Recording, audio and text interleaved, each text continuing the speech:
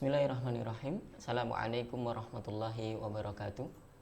Alhamdulillahi wassalatu wassalamu ala rasulillahi wa ala alihi wa ashabihi wa mawala. Allahumma alimna ma yanfa'una wanfa'na bima alamtana wa zidna ilman nafi'an ya rabbal alamin. Rabbi syrah li sadri wa yassir li amri wahlul 'uqdatam min lisani yafqahu qawli, amma ba'du. Bapak Ibu yang dirahmati Allah Subhanahu wa taala, alhamdulillah pada pagi hari ini kita masih bisa berjumpa lagi di Sekolah Fikih Live di mata kuliah Ilmu Al-Qur'an dan Tafsir dengan mengangkat tema Mushaf Standar Indonesia bagian yang kedua. Nah, sudah ada guru kita, ustadz kita, dosen kita, Ustadz Ahmad Sarwat. Kita sapa dulu beliau. Assalamualaikum Ustadz. Waalaikumsalam warahmatullahi wabarakatuh. Mudah-mudahan tetap dalam keadaan baik dan sehat selalu, Ustadz. Amin, amin. Baik, hari ini kita masih bicara tentang Mushaf Standar Indonesia. Ya, kita teruskan kajian kita sebelumnya ya. Jadi kita masih insya Allah akan memutar video kita karena kita beberapa waktu yang lalu berkunjung ke LPMQ, Lembaga Pentasihan Mushaf Indonesia, Mushaf Al-Quran gitu. Kemarin kita sudah berdialog atau berdiskusi dengan Ustadz Denny begitu sebagai Kepala Bidang Pentasihan. Hari ini insya Allah kita akan lebih dalam lagi karena kita akan mewawancarai tokoh-tokoh yang langsung berperan dalam mentasih Al-Quran itu apa saja yang ditasih, kemudian job desk mereka itu apa, kemudian berapa anggotanya, butuh berapa waktu untuk mentasih 30 juz Al-Quran seperti itu. Maka saya berikan mukadimahnya dulu kepada Ustadz. Tafadhol untuk memulai. Alhamdulillah, salatu wassalamu ala rasulillah, amma ba'du. Para pemirsa, para mahasiswa sekolah fikih yang dirahmati Allah, penelusuran dan bagaimana kita melakukan proses standarisasi mushaf Al-Quran itu memang bukan perkara yang sederhana. Dibutuhkan orang-orang yang punya kapabilitas ya, dan kemampuan dalam bidang ilmu yang ilmunya ini sangat spesifik begitu, tidak semua orang punya, tidak semua orang memiliki. Yang utama adalah ilmu tentang Rasm Utsmani itu sendiri, yang kedua ilmu tentang dhabt atau tanda-tanda baca, dan yang ketiga adalah tentang wakaf dan ibtida. Itu yang setidak-tidaknya harus ada dan harus dimiliki oleh seorang yang menjadi pentashih. Lalu kita akan menelusuri lebih dalam bagaimana kerja-kerja pentashihan itu. Ya, maka kita coba bertemu dan melakukan semacam wawancara begitu ya kepada para pelaku di lapangan. Jadi makin detail lagi, makin mendalam lagi, dan kita akan coba korek lah begitu. Seperti apa sih yang namanya pentasihan mushaf Al-Quran itu? Saya kira kita langsung saja lah segera putarkan itu videonya. Kemarin di pertemuan awal kemarin kita tentu saja kenalan dengan apa itu LPMQ. Nah, untuk membuka kajian kita pada pagi hari ini kita kenalan dengan para pentashih Al-Quran itu. Insya Allah kita lihat videonya berikut ini.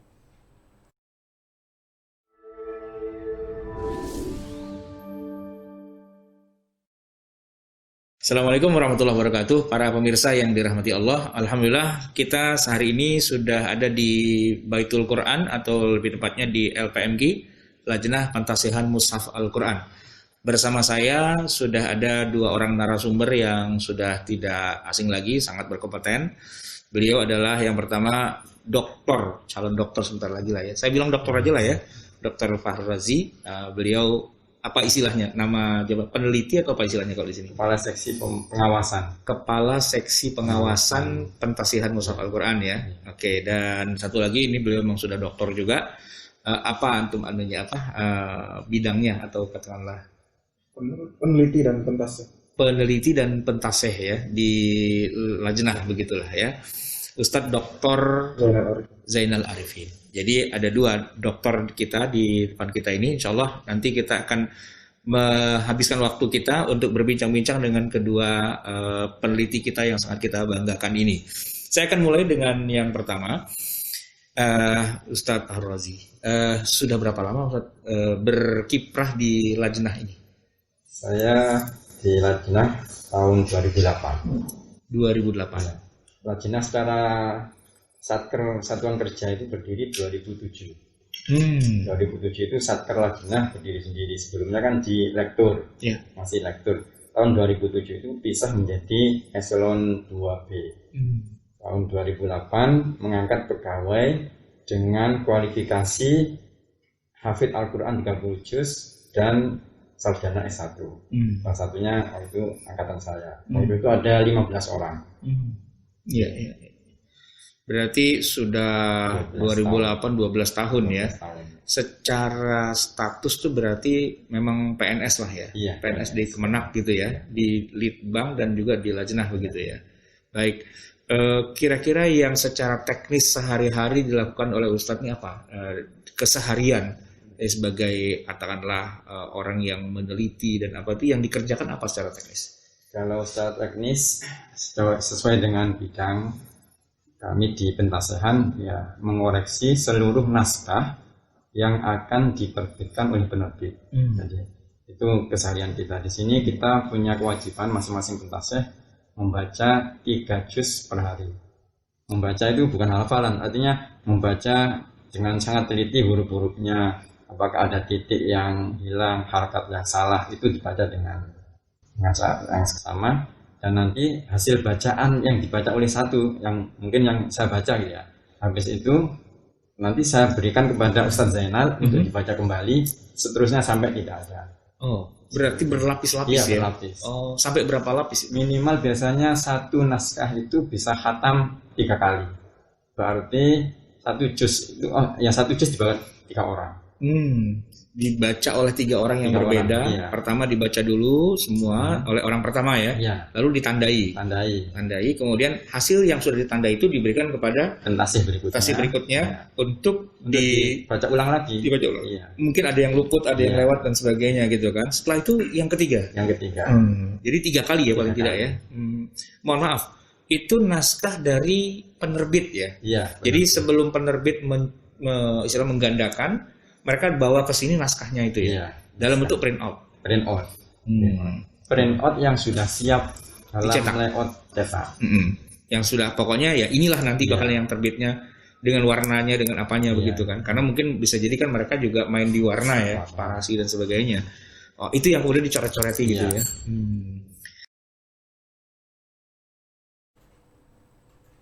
Oke Ustaz, itu dengan Dr. Farul Razi dan Dr. Zainal gitu.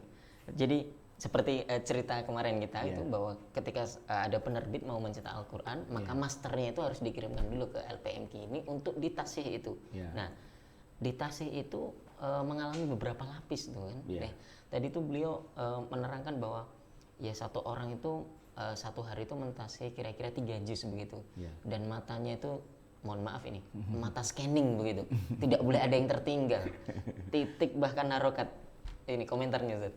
Ya namanya juga pentasihan kan. Jadi saya juga agak setuju juga dengan istilah yang awal itu taftish ya. Digeledah. Yang digeledah itu adalah naskah yang siap cetak, siap terbit, yang sudah final dari pihak penerbit. Itu yang kemudian dibaca. Ya saya kira tadi saya berpikir begini sebelumnya.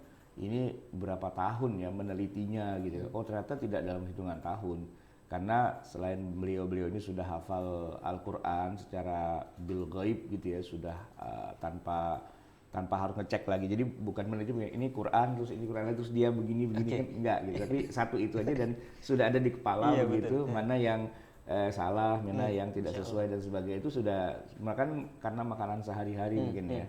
Nah, tapi itu kan tetap aja manusia kan pasti luput tidak bisa luput lah dari lupa, kesalahan, ketelitian tuh mungkin bisa jadi beda-beda tergantung juga suasana emosional dan sebagainya. Makanya tidak hanya diteliti oleh satu orang, ya ada 2 lapis gitu dan 3 lapis gitu, sehingga ya kalau sudah bertiga kan 3-tiganya sudah mantap lah begitu. Ibarat kata kalau pernikahan itu kan minimal saksinya 2 ya. Nah ini sudah 3 malah begitu kan. Ya kecuali kalau perzinahan mungkin saksinya 4 ya. Tapi kan ini kan bukan kasus zina ya. Jadi sudah diteliti oleh paling tidak itu 3 lapis begitu. Dan itu karena yang menelitinya adalah orang yang sudah hafal. Ya jadi kelainan atau kesalahan sedikit saja mungkin juga sudah nggak terlalu bingung lagi ya. Ibaratnya saya mau gambarkan begini, seorang ahli mesin, seorang montir mobil gitu ya, kalau yang sudah berpengalaman itu dia tidak terlalu sulit untuk menemukan salahnya mesin ini di mana, cukup mendengarkan deru mesin itu ya, deru saja gitu, coba dinyalain Pak mobilnya gitu kan, terus digas gitu kan, terus dia bisa mendengarkan dan dia langsung bisa mengatakan oh ini di sini nih, di sini gitu kan, langsung bisa menganalisa dan kemudian dia bisa dan ketemu gitu masalahnya. Nah kira-kira begitu juga seorang pentasih itu dia sudah hafal lah, biasanya orang tuh salah tuh di mana. Sama dengan penghafal Al-Quran ya, guru saya misalnya Pak Kiai Ahsin itu karena beliau banyak menerima setoran orang hafalan Quran dan tahu nih di mana letak belokan-belokan yang sering orang salah gitu kan. Nah makanya kalau istilahnya baca bagian ini, baca bagian itu, bagian-bagian yang orang sering salah itu, nah itu bisa dibaca seperti itu. Jadi luar biasa sebenarnya. Baik, ada beberapa lapis di sana. Nah kita juga pengen tahu nih Ustaz, kan tadi disebutkan bahwa satu hari itu satu orang itu minimal 3 juz begitu ya, memeriksa 3 juz, dan ada beberapa lapis. Kita juga pengen tahu ada berapa sih jumlah tim di sana itu yang bertugas, pasukannya itu satu gerbong itu berapa orang betul-betul yang ahli Al-Quran ini, dan 3 juz itu kira-kira butuh waktu berapa begitu. Insya Allah kita akan lihat videonya berikut ini. 3 juz tadi ya?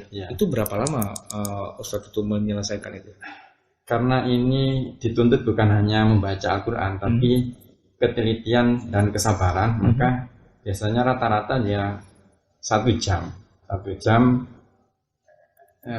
pokoknya dengan membaca Al-Quran, membaca sama ya. Nanti di sampingnya kalau belum hafal dengan panduannya, ada panduannya. Yang tidak sesuai panduan berarti itu harus dikoreksi. Jadi membacanya seperti itu. Enggak, maksud saya untuk 3 juz itu dibutuhkan berapa lama mengoreksinya? Ya antara 2 sampai 3 jam.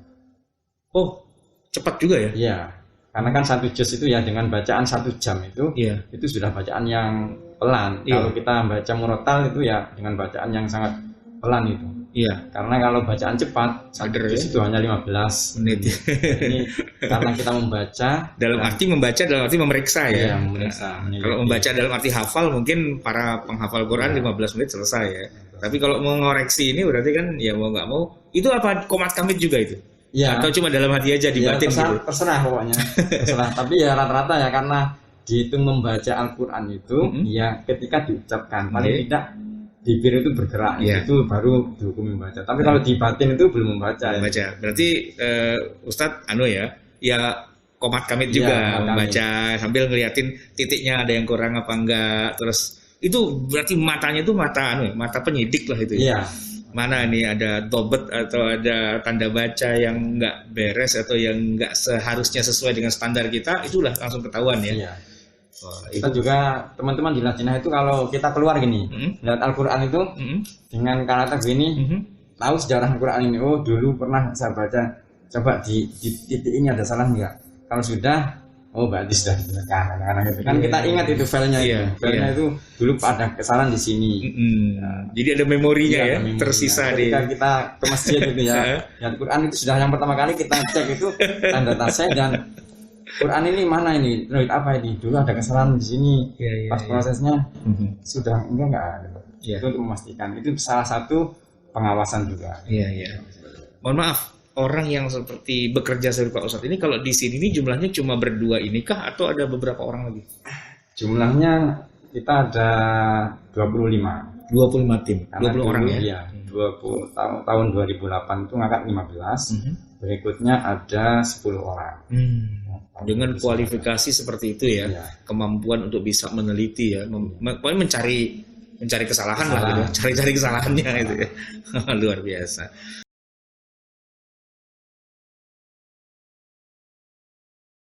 Kesalahan mushaf yang sudah dicetak itu Ustaz. Ya, yang akan dicetak. Yang akan dicetak. Oke, menariknya gini Ustaz. Ada 25 orang. Kemudian 3 juz itu selesai dalam 3 jam. Karena ini memang bukan membaca biasa murotal seperti biasa begitu, tapi memang harus tadi Ustadz menggunakan istilah mata penyidik begitu Ustadz. Jadi tidak sekedar kalau baca biasa mah 15 menit 1 juz itu selesai begitu ya. Kalau hafal kan tidak usah melihat itu lebih cepat, tapi kalau membaca itu dalam arti melihat matanya lihat ke ke teksnya itu, berarti kan dia harus lebih lambat, sekalian juga dia ya beliau-beliau ini ya tilawatil Quran kan, membaca dalam arti beribadah begitu, kemudian sambil matanya memperhatikan di mana ada alamat tanda baca yang apa, yang kurang atau keliru dan sebagainya, rasamnya yang tidak sesuai standar dan yang lain-lainnya gitu. Nah, sekalian juga ada pedomannya gitu kan. Pedoman tuh kira-kira kalau misalnya ini nggak yakin tinggal dicek gitu kan, oh iya pedomannya begini, nanti ditandai. Jadi yang menarik adalah mencoret-coret mushaf itu. Mencoret-coret mushaf. Mencoret-coret mushaf. Dan apa namanya, memang membaca Quran 1 juz kalau buat kita orang awam ya, 1 juz itu 1 jam itu sudah lumayan lancar itu. Yang awam ya. Tapi kalau buat mereka yang ahli sudah tiap hari baca Quran dan sebagainya, 1 juz 1 jam itu sangat lambat. Speednya lambat sekali gitu. Tapi karena ini mau scanning begitu ya, mau memeriksa, meneliti, maka memang sengaja dibacanya lebih lambat. Jadi kalau 1 juz itu 1 jam, 3 juz itu 3 jam, tapi dikali 3. Dikali 3 itu maksudnya karena harus nanti setelah orang pertama, orang kedua, orang ketiga. Minimal lapis 3 tadi. Iya, 3 lapis itu. Berarti kalau 3 juz 3 jam itu per orang. Nah, tapi kalau jatuhnya nanti untuk satu naskah yang sama, karena harus di 3 lapis itu, berarti ya tinggal dikalikan saja 30 juz itu berapa. Ya tapi hanya dalam hitungan hari pun selesai sebenarnya, karena toh itu juga kan, tidak ada yang salah.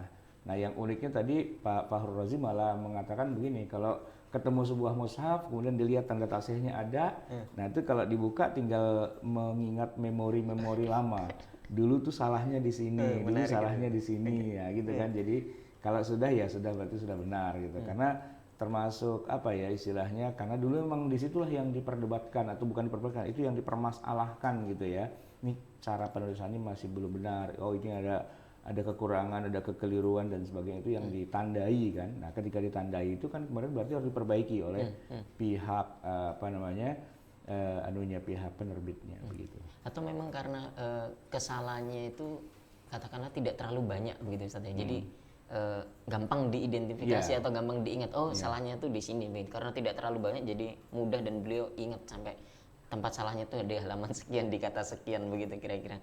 Nah, menariknya tadi satu hari itu paling tidak 3 juz begitu.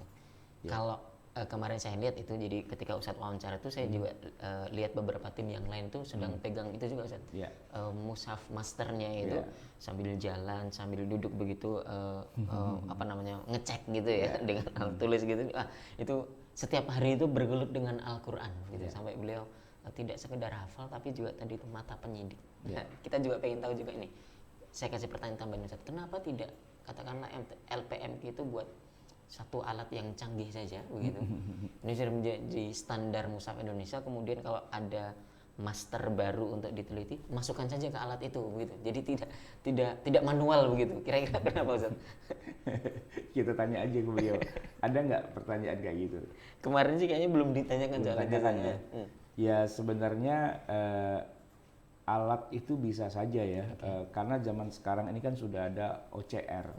OCR itu semacam software untuk mengenali teks ya, seperti kalau kita mau menyeken buku, sebutlah misalnya Maktabah Syamilah ya.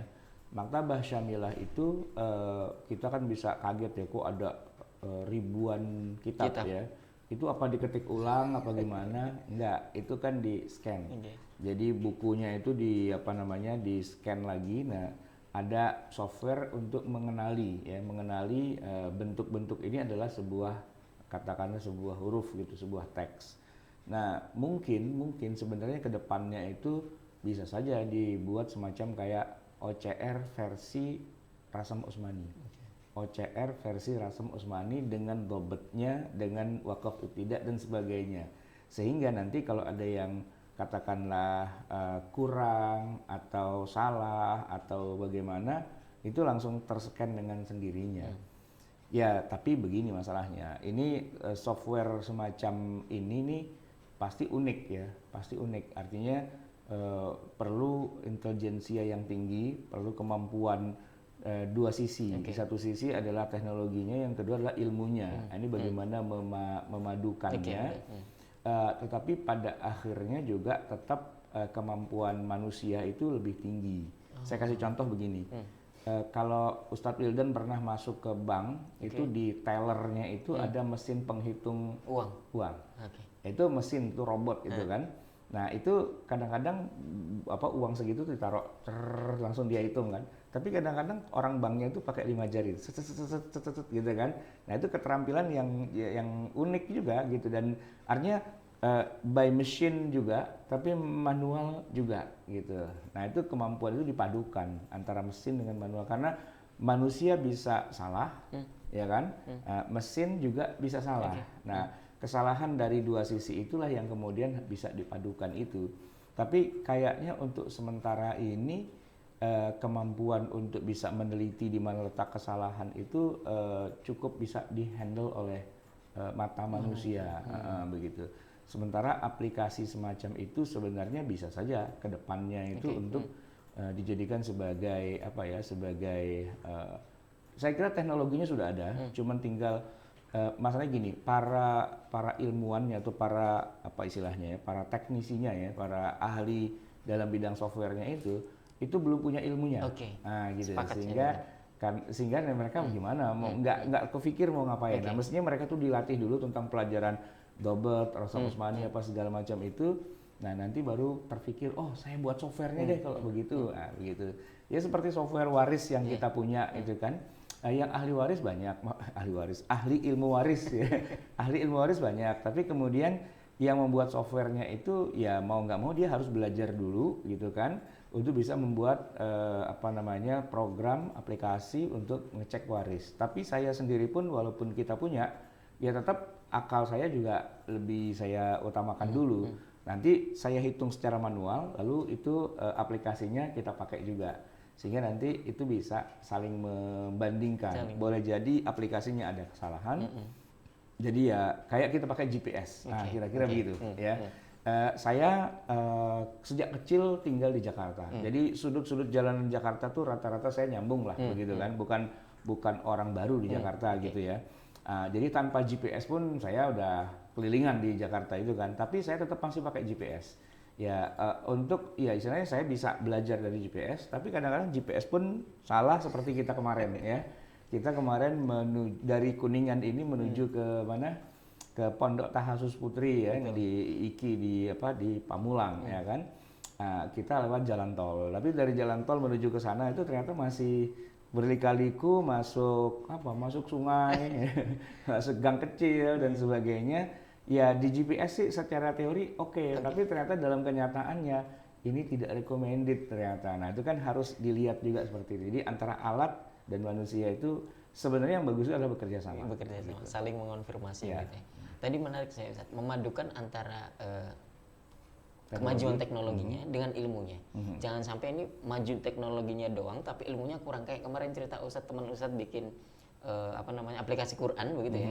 Begitu ditanya ini pakai rasam apa, pakai ilmu apa, nggak bisa jawab sama sekali gitu kan. Itu nggak sinkron itu antara software dan teknologi dan ilmunya begitu. Nah, pertanyaan berikutnya ini barangkali ini bagi Bapak Ibu yang punya usaha untuk mencetak Al-Quran begitu barangkali. Nah, ketika menyetorkan master Qurannya itu akan berapa lama waktu yang dibutuhkan oleh LPMG gitu untuk selesai mentasi 30 juz itu, kira-kira berapa waktu lamanya? Kita akan saksikan video berikut ini. Berarti mohon maaf, kalau misalnya saya ini seorang penerbit pengusaha, saya mau mencetak Al-Quran, lalu saya datanglah ke Lajnah, saya bilang, Pak ini tolong diperiksa, itu berarti untuk 30 juz itu kira-kira butuh berapa lama prosesnya? Tergantung materinya. Kalau materi Al-Quran saja, itu biasanya 1 bulan. 1 bulan? 1 bulan. Maksudnya cuma yang Arabnya itu aja ya? Kalau ada terjemahannya, nanti ditambah menjadi 15 hari lagi, jadi 1,5 bulan.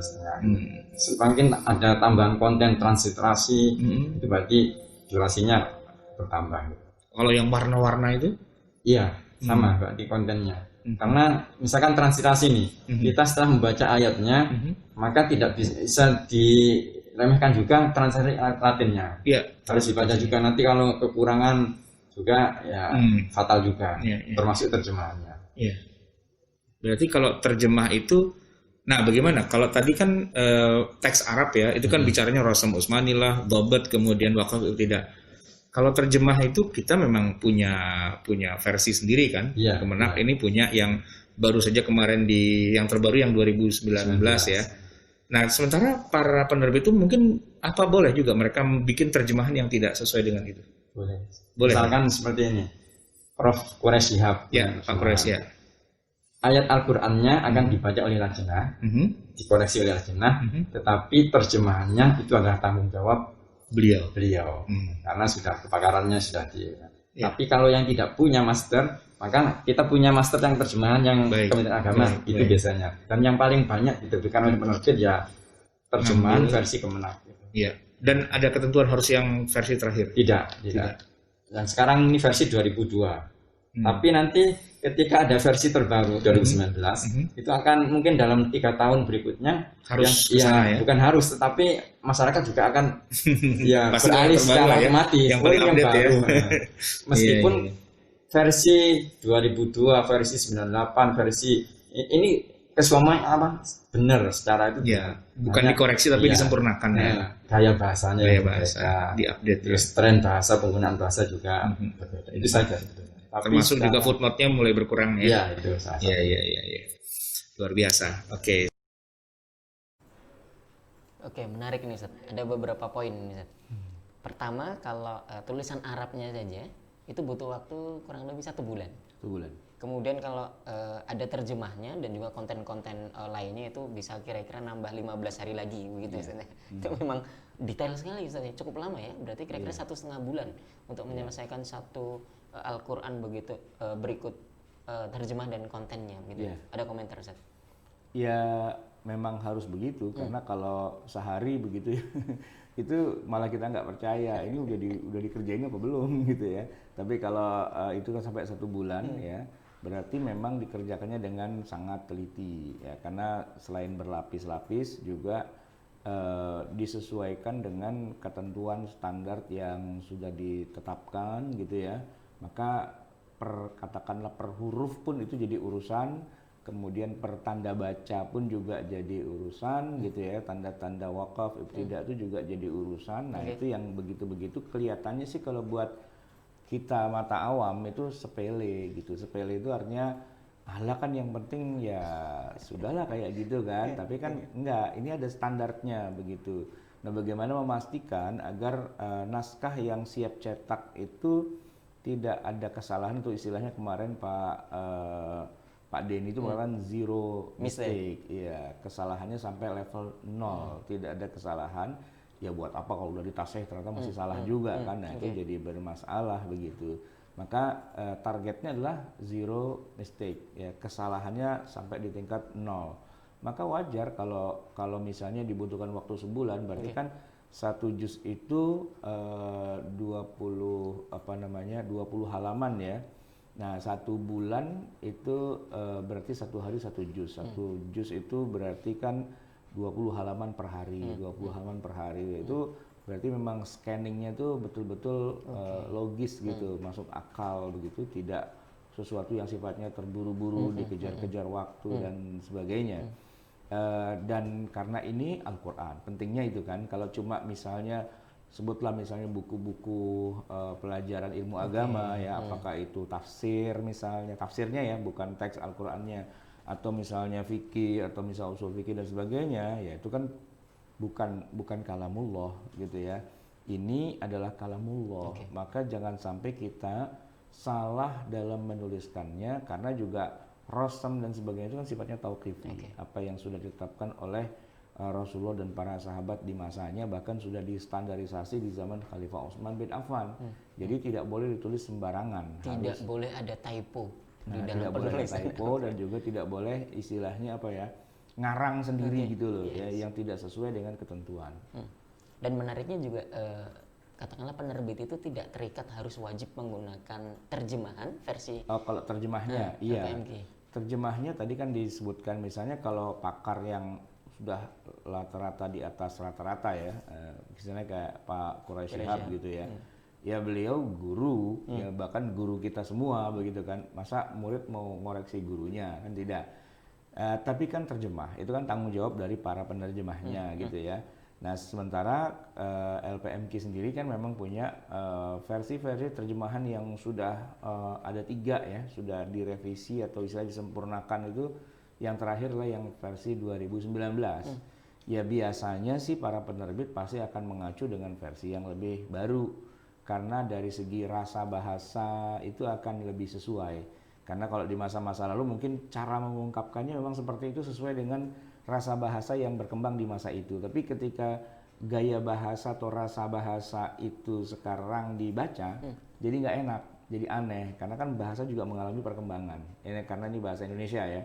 Lain dengan Al-Qur'annya sendiri, itu tidak mengalami perubahan. Dia begitu ya begitu dari dulunya. Tapi ketika diinterpretasikan, makanya istilahnya penerjemah itu kan interpreter ya. Jadi dia bagaimana menginterpretasikan, ini tergantung subjeknya, subjek apa objek ya, objeknya ya. Jadi siapa yang mau kita beri informasi itu, nah itu harus disesuaikan. Nah kalau zamannya berubah, bahasanya berubah dan sebagainya, maka dia harus disesuaikan. Makanya penerjemahan itu sifatnya penyesuaian. Penyesuaian.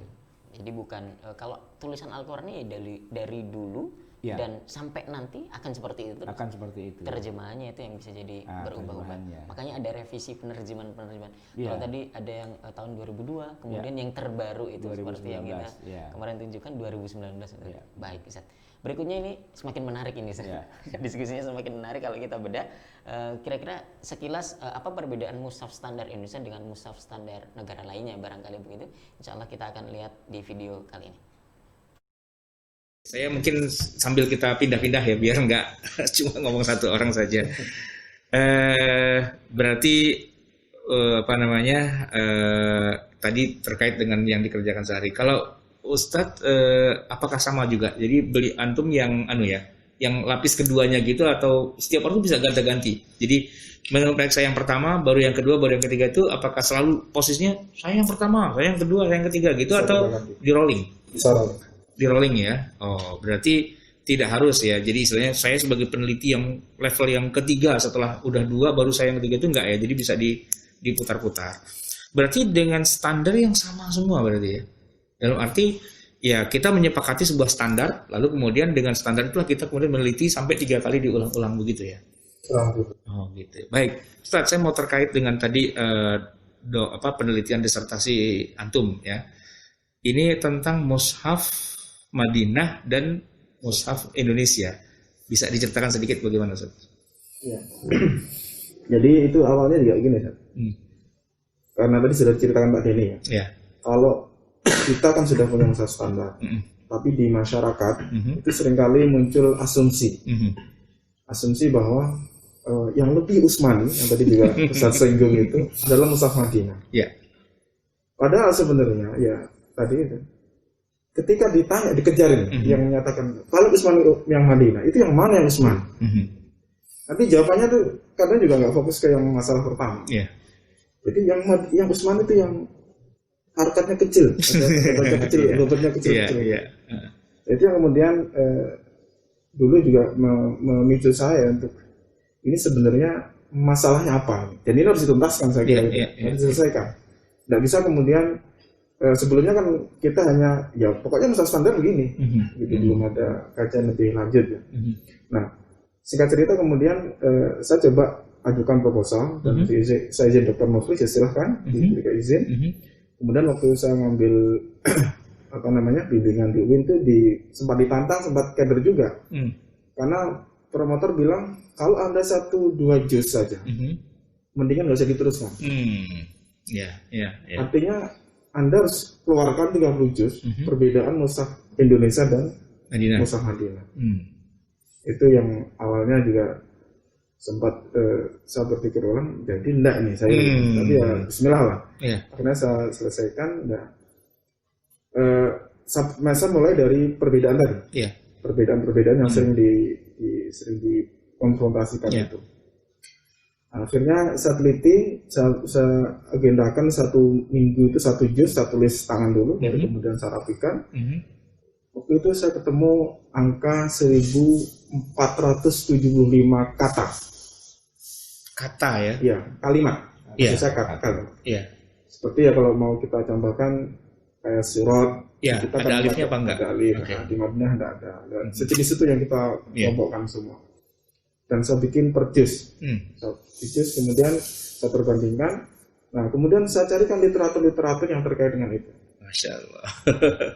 Literatur. Nah, kemudian mengerucutlah dari perbandingan mushaf Indonesia dan mushaf Madinah itu saya temukan ada 4 kategori. Ada 4 klaster. Klasternya adalah pertama ada klaster yang rasem itu kan mazhabnya banyak. Betul. Nah, kemudian ada 2 mazhab yang dominan, yang kemudian dikenal menjadi Syekhwan Rasem. Tadi juga disinggung Pak Deni, ada Abu Amr Ad-Dani, wafat 444 Hijriah. Kemudian muridnya Abu Daud Sulaiman bin Najah. Ini yang menjadi 2 mainstreamnya itu ya. Nah, ini perbedaannya ya tadi kebanyakan masalah itsbad dan hadis saja. Guru muridnya. Dan kebetulan kitabnya sudah ada. Baik. Kitabnya sudah ada. Dan di kita sebelum lahir mushaf standar juga, ternyata ulama-ulama kita dulu, saya temukan tadi yang cetakan 1936, cetakan 1951. Itu di bagian akhir ada keterangan bahwa mushaf yang beredar di kita, yang 36 saya temukan di Afif Cirebon, yang 51 itu yang temukan di Salim Nabhan Surabaya. Itu disebutkan bahwa mushaf ini ditasih dengan standar mengikuti ma'ala marwahul Imam Abu Amr Ad-Dani fi muknihi. Jadi ada keterangan di situ. Ada keterangan. Iya. Itu kalau orang awam sih melihat ini halaman apa sih nggak penting lah ya. Justru kalau buat antum itu ya ini yang penting ini. Baik. Iya. Itu yang beredar di kita ya. Nah, sedangkan yang di Saudi itu malah pakai yang Sulaimi ya. Nah, itu berarti beda di sana ya. Oke, Zed. Barusan kita bicara soal disertasi beliau nih, Dr. Zainal, tentang perbedaan mushaf Indonesia dan mushaf Madinah. Ternyata ada, kalau tidak salah angkanya tadi, 1475 kata yang berbeda dari mushaf Indonesia dan mushaf Madinah itu yang menjadi kita tuh kadang sulit gitu Ustaz ya. Habis ketemu cetakan yang Indonesia kemudian pegang yang cetakan Madinah tuh ini kok beda sih gitu, bacanya bisa keliru gitu. Komentarnya Ustaz. Iya, sebenarnya saya ingin menjelaskan malah yang banyak beredar di tengah masyarakat. Tadi seperti yang beliau katakan, seolah-olah yang mushaf Utsmani itu adalah yang Madinah, lalu yang di Indonesia itu tidak Utsmani. Lalu kemudian yang dianggap salah, dianggap keliru, dianggap Quran palsu dan sebagainya itu yang Indonesia. Ini saya kira jangankan masyarakat umum, saya sendiri pun juga tadinya berpikir begitu. Kita kan kuliah di Libya, kita merasa yang paling Islami ini cuma kita doang. Yang lain tuh nggak ada yang Islami, apalagi orang Indonesia pasti kebudayaan kampung, kebudayaan tradisional, orang Jawa, orang apalah gitu. Kita dong Arab gitu kan. Nah, itu kesannya begitu. Jadi bahkan orang cuma berpikirnya sangat simpel aja, simpel banget cara berpikirnya. Karena Islam itu asalnya dari Arab, maka apapun yang Arab itu yang Islam. Gitu. Sementara kita ini di Jawa, di Indonesia ya. Ini kan Jawa itu kan ada kejawen. Nah, jadi Islam yang sampai di Jawa itu adalah Islam kejawen, Islam syirik, Islam sinkritis, Islam yang nggak murni. Nah, padahal kan kita harus murni kembali kepada Al-Quran, kan begitu ya. Nah, doktrin yang terlalu simpel dan sederhana itulah yang kemudian ada di tengah masyarakat awam kita, sehingga begitu lihat mushaf, pakai mushaf Utsmani sajalah, disebutnya mushaf Utsmani. Padahal tuh sebenarnya mushaf cetakan Madinah. Itu cuma nama percetakannya saja, mereka menyebut karena emang lokasi percetakannya ada di kota Madinah gitu kan. Tapi kalau bicara Utsmani apa tidak Utsmani, pertanyaannya begini sekarang. Sebelum ada percetakan di Madinah itu terus apakah tidak ada mushaf Utsmani? Ya kan? Nah, ada kan pastinya. Mushaf Utsmani ya yang disusun oleh Utsman bin Affan gitu kan. Nah, terus tapi kan di Madinah saat itu belum ada percetakan. Dulu kalau dari Saudi itu berarti dari Mekah, cetakan Mekah gitu. Nah, jadi sebenarnya sih begini, yang di mana yang dicetakan Madinah itu, ya mereka mushafnya memang mushaf Utsmani. Tapi satu hal yang harus kita ketahui, bahwa mushaf yang ada di Indonesia pun juga Utsmani juga. Lah, terus kan orang jadi bingung. ini Utsmani, ini ngaku Utsmani. Yang asli yang mana? Nah, begitu kan. Itu masyarakat yang awam kan akan bingung karena mereka berpikir bahwa dobet atau tanda baca itu dianggap bagian dari mushaf Utsmani. Padahal bukan. Tanda baca itu ya mulai dari titik harokat, kemudian tanda wakaf dan sebagainya itu bukan apa yang ditulis di zaman Nabi, nggak ada. Bahkan para sahabat, para penulis wahyu kan juga tidak menuliskan titik-titik dan sebagainya itu, apalagi tanda baca, nomor ayat pun tidak ada juga, bahkan Qur'annya juga masih berantakan kan. Nah, jadi banyak orang yang kemudian agak keliru gitu kalau kata orang Jawa itu apa istilahnya, agak confused ya, agak confused gitu. Kita membedakan mushaf Utsmani dengan mushaf Madinah, berpikir bahwa yang Utsmani itu yang dicetak oleh percetakan Madinah, begitu kan? Padahal tidak. Nah, yang Indonesia ini juga sudah standar mushaf Utsmani juga dengan wakaf ibtidak juga, bahkan tadi disebutkan rujukannya adalah Abu Amr Ad-Dani yang wafat tahun 444 Hijriah. Itu ada patokannya ya. Nah, sedangkan yang di Saudi tidak pakai patokan dari Abu Amr Ad-Dani, tapi pakai patokan yang lain lagi. Disitulah kemudian jadi agak timbul perbedaan, wabil khusus pada ilmu dobetnya, ilmu tanda bacanya itu bisa jadi berbeda, wakaf ibtidaknya juga berbeda, begitu kan? Termasuk rasam Utsmaninya juga berbeda. Tadi beliau mencontohkan tuh kata sirat, ihdinas siratal mustaqim. Itu ada dua memang rasam Utsmani yang asli gitu ya. Ada sirat, ra-nya itu pakai alif, bener-bener alifnya nongol. Itu yang kita di Indonesia itu rata-rata begitu. Nah, kalau yang di Saudi itu sirato itu sod, ro, to. Tidak ada alifnya. Kalaupun ada alifnya dibikin kecil. Itu bukan alif secara resmi. Itu alif sebagai sebuah tanda baca, bukan sebagai resmi rasemnya. Di rasem aslinya itu cuma sod, ro, to. Tidak ada alifnya, gitu kan? Itu menurut kaidah rasam Utsmani yang Saudi pakai. Nah, kaidah rasam Utsmani yang kita pakai yaitu yang menggunakan jalur Abu Amr Ad-Dani misalnya gitu ya. Nah, itu bisa jadi lain lagi, tidak sama persis seperti itu. Jadi mushaf kita standar sesuai dengan ketentuan rasam Utsmani, mushaf Saudi juga standar sesuai rasam Utsmani, tapi dalam implementasinya itu ada banyak perbedaan. Nah, disertasi doktor beliau ini ya dalam disertasinya itu meneliti di mana letak perbedaan-perbedaan, ada berapa? 1.400-an ya, 1.400-an lah perbedaannya itu. Nah, tapi yang paling penting dari situ bukan masalah di mana ada perbedaannya, tapi begini, ini perbedaannya ini apakah membedakan yang satu Utsmani apa yang satu tidak Utsmani? Bukan itu sebenarnya. Dua-duanya Utsmani. Dengan satu hal yang perlu kita catat sekali, bahwa di masa Khalifah Utsman pun gitu ya, mushaf itu tidak sama ketika dikirim ke Kufah, dikirim ke Syam, dikirim ke negara-negara yang lain itu mushafnya bukan di copy paste, bukan di fotokopi, bukan, tapi masing-masing disesuaikan dengan qiraat yang berbeda. Nah, rasamnya jadi akan berbeda juga, teksnya itu jadi berbeda juga. Ini yang banyak orang nggak paham.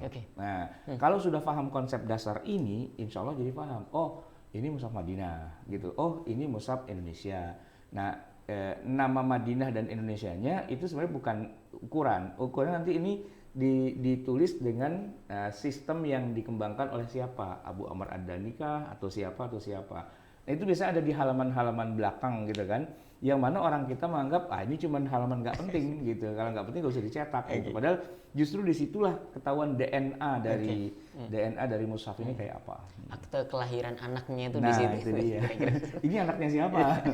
Baik. Berarti pagi ini kita hendak meluruskan nih pemahaman yang suka mempertentangkan antara mushaf Indonesia dan mushaf Madinah. Ini yang lebih Utsmani yang mana begitu kira-kira? Enggak, dua-duanya Utsmani begitu ya. Karena memang rasam Utsmani itu ada beberapa riwayat dan juga ada beberapa perbedaan tadi. Oke. Maka pertanyaan selanjutnya begini Ustaz, kenapa tidak diseragamkan saja antara mushaf Indonesia dengan mushaf yang di Madinah begitu, dicetak dengan satu rasam yang sama saja atau kebalikannya begitu? Maka jawabannya insya Allah ada di video kali ini. Antara mushaf Madinah dengan mushaf Indonesia lah kita sebut mudahnya itu kan tadi ada perbedaan-perbedaan. Yang paling sederhana sih menyebutkannya kalau Indonesia pakai Abu Amr Ad-Dani, sedangkan kalau yang Saudi itu pakai muridnya Sulaimi. Oke. Tapi bisa nggak Ustaz ceritakan kenapa kok mereka pakai itu dan kita pakai ini? Dan apakah Saudi itu memang sejak dulunya begitu itu sejak dari awal sudah pakai itu atau mungkin sebelumnya mereka juga sama aja sama kita dan baru akhir-akhir ini aja itu bagaimana ceritanya? Untuk mushaf Madinah itu kan dulunya tidak seperti itu. Dulunya seperti mushaf Bahriyah. Seperti kita, iya. Seperti Quran-Quran kita yang iya. umum lah seperti itu ya. Yang umum berbeda iya. di dunia Islam di iya. tahun-tahun itu. Ya. Di tahun-tahun itu ya. Di tahun-tahun itu. Jadi mushaf Madinah itu awalnya kan dari tahun 80-an yang Raja Fahad itu mendirikan jamak, kemudian dia minta agar percetakan yang sudah berdiri ini punya naskah sendiri. Makanya sempat dicari nama. Ini mau kasih nama apa? Mushaf Mekah. Nah, sebelumnya Mushaf Mekah. Tadinya percetakannya di Mekah ya, dan kita sebut dengan Mushaf Mekah ya. Itu juga yang naskah juga dari Mesir semua. Ya masih mungkin gelombangnya dari Abdul Fattah Al-Qadi awal-awal itu ya ketika membangun kampus. Sebelum Syekh Abdul Fattah. Oh gitu. Jadi ada Syekh Hamid At-Tiji itu yang menjadi muara termasuk sanad-sanad Quran di Nusantara itu juga dari sana juga ya. Termasuk beliau yang masih. Iya. Oh berarti jalur mushaf itu lebih dulu daripada jalur qiraat sabah. Untuk di Madinah sendiri kan kita sekarang kan mengenal qiraat sabah itu katakanlah di Madinah tuh pusatnya kan. Di kita ada duluan mushaf. Oh gitu, duluan mushafnya ya dari Quran kan belakangan Ustaz. Oh. Iya, belakangan kan. Kuliatul Quran kan berdiri duluan di Mesir dibandingkan di. Betul. Iya. Oke. Terus. Ya itu. Jadi ketika pengen membuat mushaf sendiri, sempat muncul kebingungan nyari nama, kasih nama apa. Kemudian nanti bisa dilihat di mushaf cetakan Madinah itu yang bagian belakangnya ya. Suka disantuman suka ada. Itu kemudian mereka ngambil nama dari Madinahnya, jadi bisa dikasih nama. Tafa'ulan tabarukan lah bahasa kita dengan Madinahnya. Jadi Mushaful Madinah. Oke. Jadi kadang orang yang tidak paham dianggap ini Mushaf Madinah yang zaman Utsman, zaman Rasulullah. Ini Mushaf Madinah yang muasir. Muasirnya yang kadang juga. Madinah bimakna Madinah al-yawm ya. Oke. Jadi itu. Iya. Berarti itu baru lah ya. Dikatakan tahun berapa? 80 ya. 84. Nah, sementara kalau kita di Indonesia dari 74. Pembodokannya 74. Kita lebih dulu sebenarnya lebih dulu ya. Cuman keluar SK di 83 itu kemudian 84 baru KMA Menteri Agama keluar. Yang 74 itu baru apanya? Baru 74 itu muker pertama. Oh, mukernya ya. Muker kita musyawarah kerja yang syarat penaikut. Ya. Kemarin itu sudah dimulai dari 74 pertama itu. Dan itu kemudian berlanjut tapi secara implementatif keluar mushaf standar kita Indonesia itu tahun berapa? 84 ya. 84. Berarti direktor muker 83. Kemudian keluar KMA 84. Itu sudah yang baru ya. Sudah yang baru. Yang sudah tidak sama dengan yang Bahriyah itu ya. Istilahnya. Nah, yang Bahriyah kemudian tadi kan sudah disinggung Pak Dedi. Bahriyah itu menjadi salah satu dari mushaf standar. Jadi mushaf standar itu varian 3. Ada mushaf standar Utsmani. Jadi menyebutkan yang Rasul Utsmani tadi. Mushaf standar Utsmani untuk orang awas. Yang tidak pojok. Yang tadi Ustaz bilang tulisannya Bombay, gemuk, itu kategorinya mushaf standar Utsmani. Kemudian ada mushaf standar Bahriyah. Khusus untuk hufaz. Itu distandarkan juga ya? Distandarkan juga. Dan para kiai mengizinkan dan membolehkan itu. Dan terakhir mushaf standar Bahriyah. Brand. Iya. Oh iya. Tapi sekarang yang lebih masyhur yang kedua itu ya tadi ya? Nah, atau sekarang gimana? Justru sebenarnya yang pertama.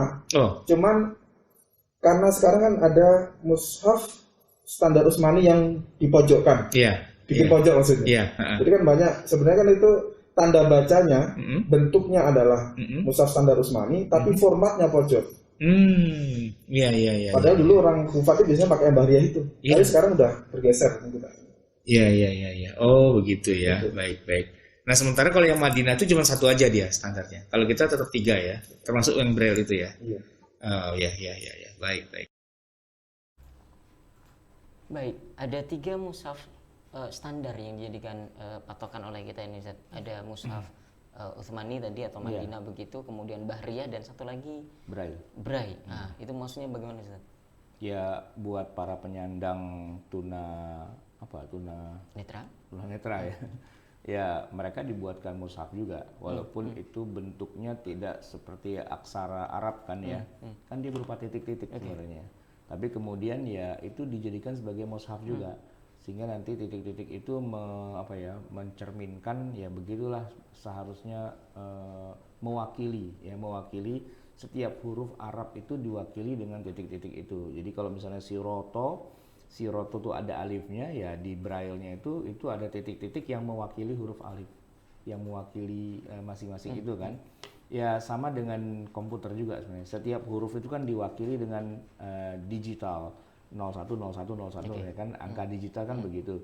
Nah itu begitu juga sebenarnya. Jadi braille itu kira-kira ya kalau di komputer tuh ya angka digitalnya. Yang bisa dibaca oleh mesin. Nah kalau itu dibaca oleh orang yang tunanetra begitu kan. Nah itu juga sudah distandarkan braille. Nah tapi yang itu kan nggak kita omongin ya, yang kita bicarakan yang dua tadi, ada mushaf bahriyah gitu ya, yang selama ini sudah beredar di tengah masyarakat dan tadi disebutkan bahwa para kiai itu mengizinkan. Nah itu memang kalau dibandingkan dengan mushaf yang standar yang tadi tahun 1984 gitu ya, itu memang agak beda teknik penulisannya ya.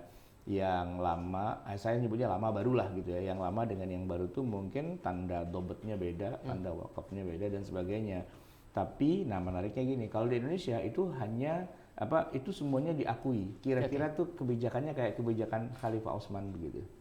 Jadi menstandarisasi bacaannya orang Kufah, menstandarisasi bacaannya orang Syam dan sebagainya itu distandarkan gitu, tapi bukan satu pola. Nah, sedangkan kalau percetakan yang di Madinah itu cuma satu pola, ya itu saja sudah gitu. Walaupun sebenarnya mereka tadinya belum punya, itu kan juga baru ada sejak tahun 80-an saja, ya mushaf yang seperti itu sebelumnya juga nggak ada. Bahkan tadinya mereka juga pakai mushaf bahriyah sebenarnya, kayak kita juga. Nah itu kemudian datang dari Mesir gitu, bahkan gelombangnya jauh lebih awal begitu. Tadinya mereka nyetaknya di Mekah, kemudian akhirnya di percetakannya di Madinah, dan kemudian nah ini dia nih masalahnya, cap Madinahnya ini yang bikin orang banyak jadi terkesima. Terkesima dengan cap Madinahnya gitu loh.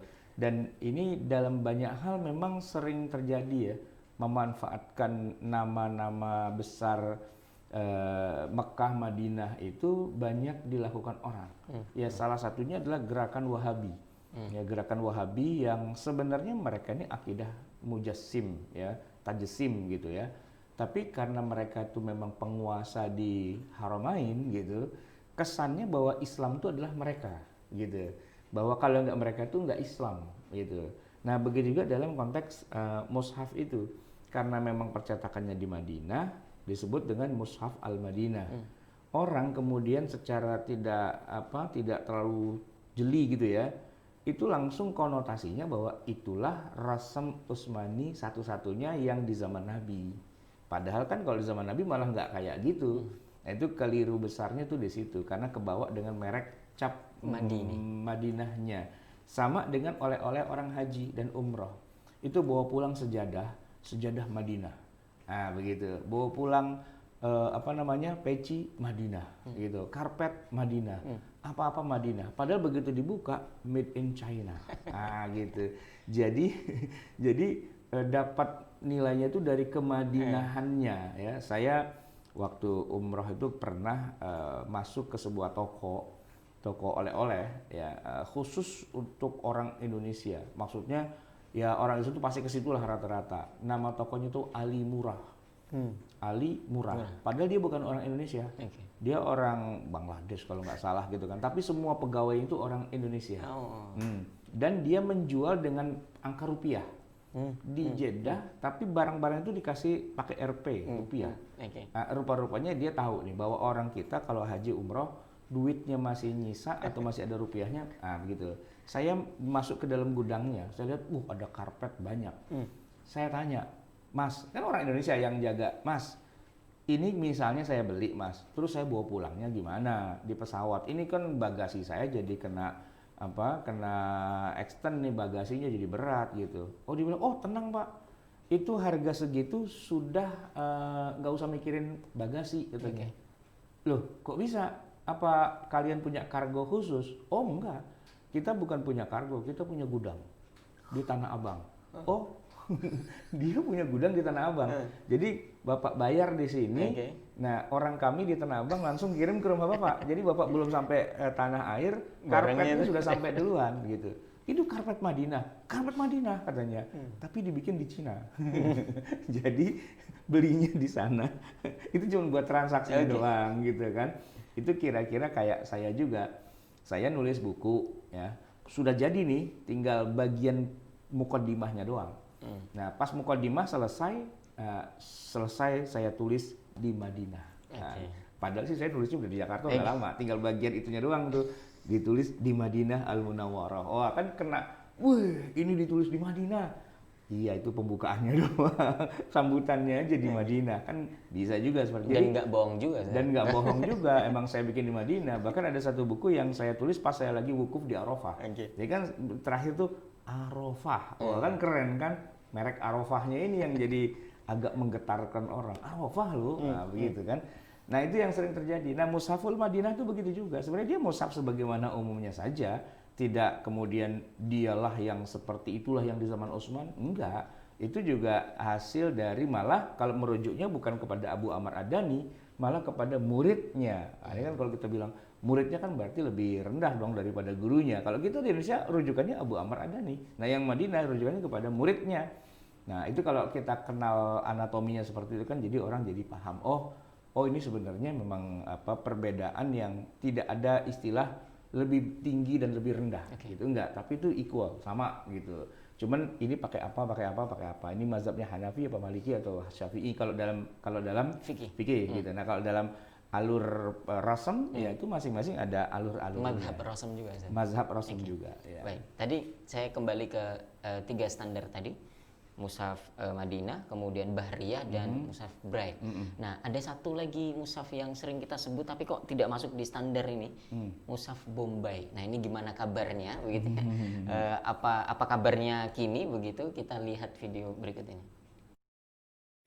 Nah, berarti kalau yang Bahriyah yang hurufnya gede-gede kayak zaman dulu tuh, itu sekarang masih adakah di pasaran gitu dijual orang atau sudah nggak ada lagi atau gimana? Yang Bombay kali ya? Yang Bombay ya, sorry Bombay. Masih ya? Masih. Biasanya itu yang banyak memakainya di pedalaman-pedalaman. Ya, di pondok atau di kampung-kampung dan sebagainya. Kapal kuda itu masih banyak. Oh, itu berarti Lajnah pun juga menganggap itu juga standar juga ya? Selama ngikutin kan? Iya. Iya. Nah, artinya tidak dikatakan, oh itu udah nggak boleh dipakai gitu, enggak ya? Nah, tetap itu dipakai, walaupun mungkin nanti kaidah-kaidahnya itu berbeda gitu ya. Kaidah-kaidah yang digunakan ya katakanlah misalnya tadi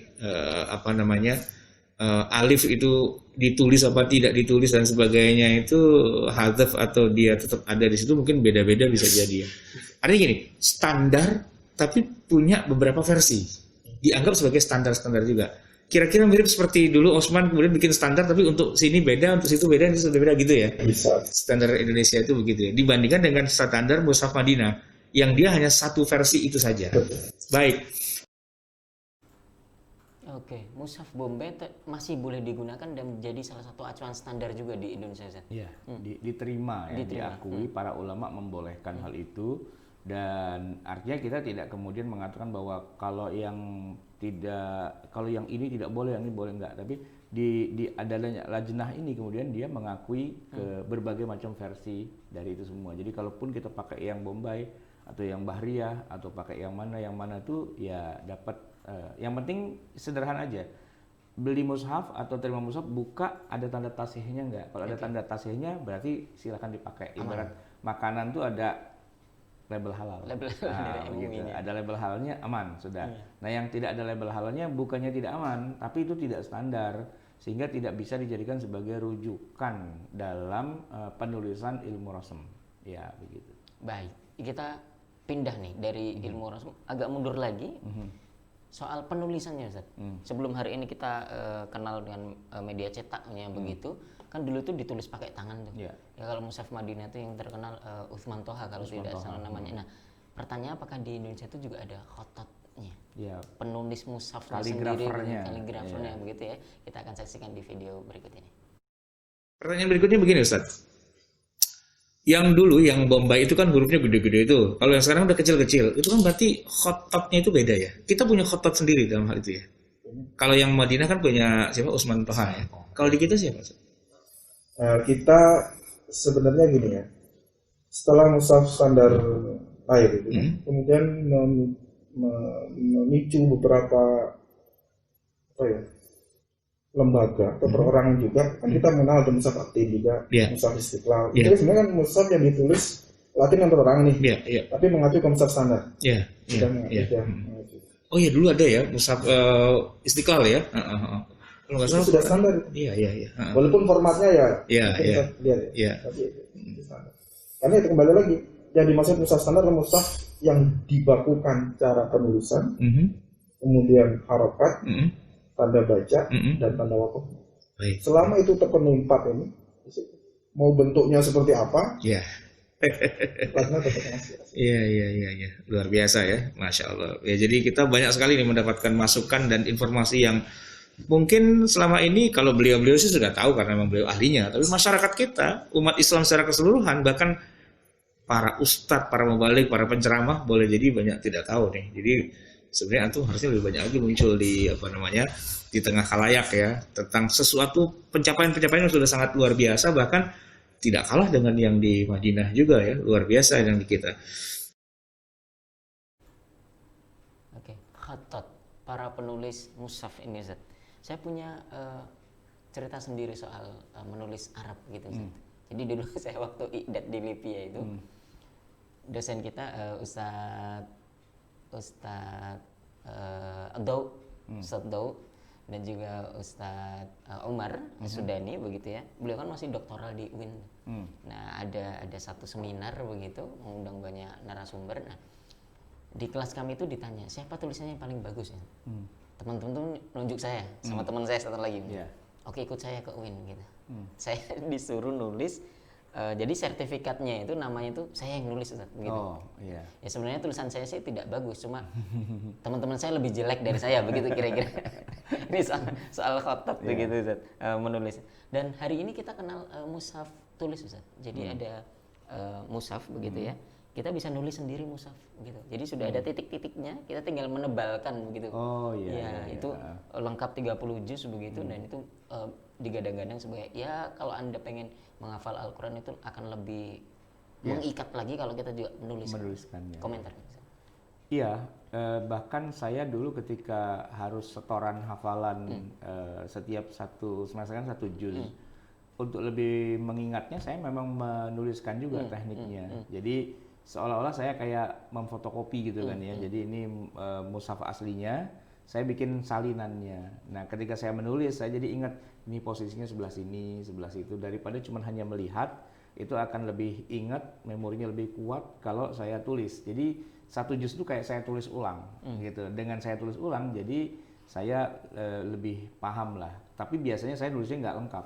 Saya nulisnya hanya di ujung-ujung ayatnya. Jadi awalnya saja gitu kan. Jadi saya menghafal tuh satu halaman misalnya ada 7 ayat gitu kan.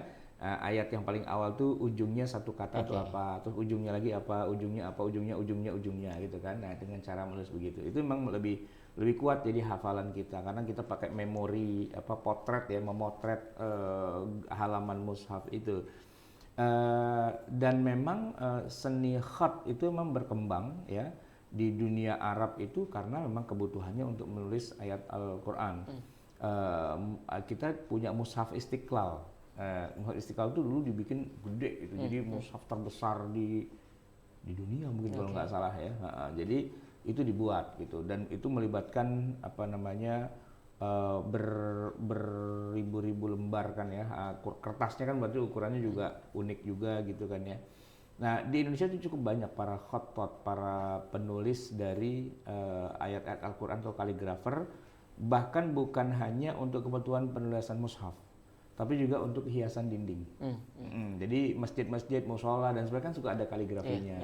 Itu ditulis pakai tangan itu, bukan pakai mesin gitu ya.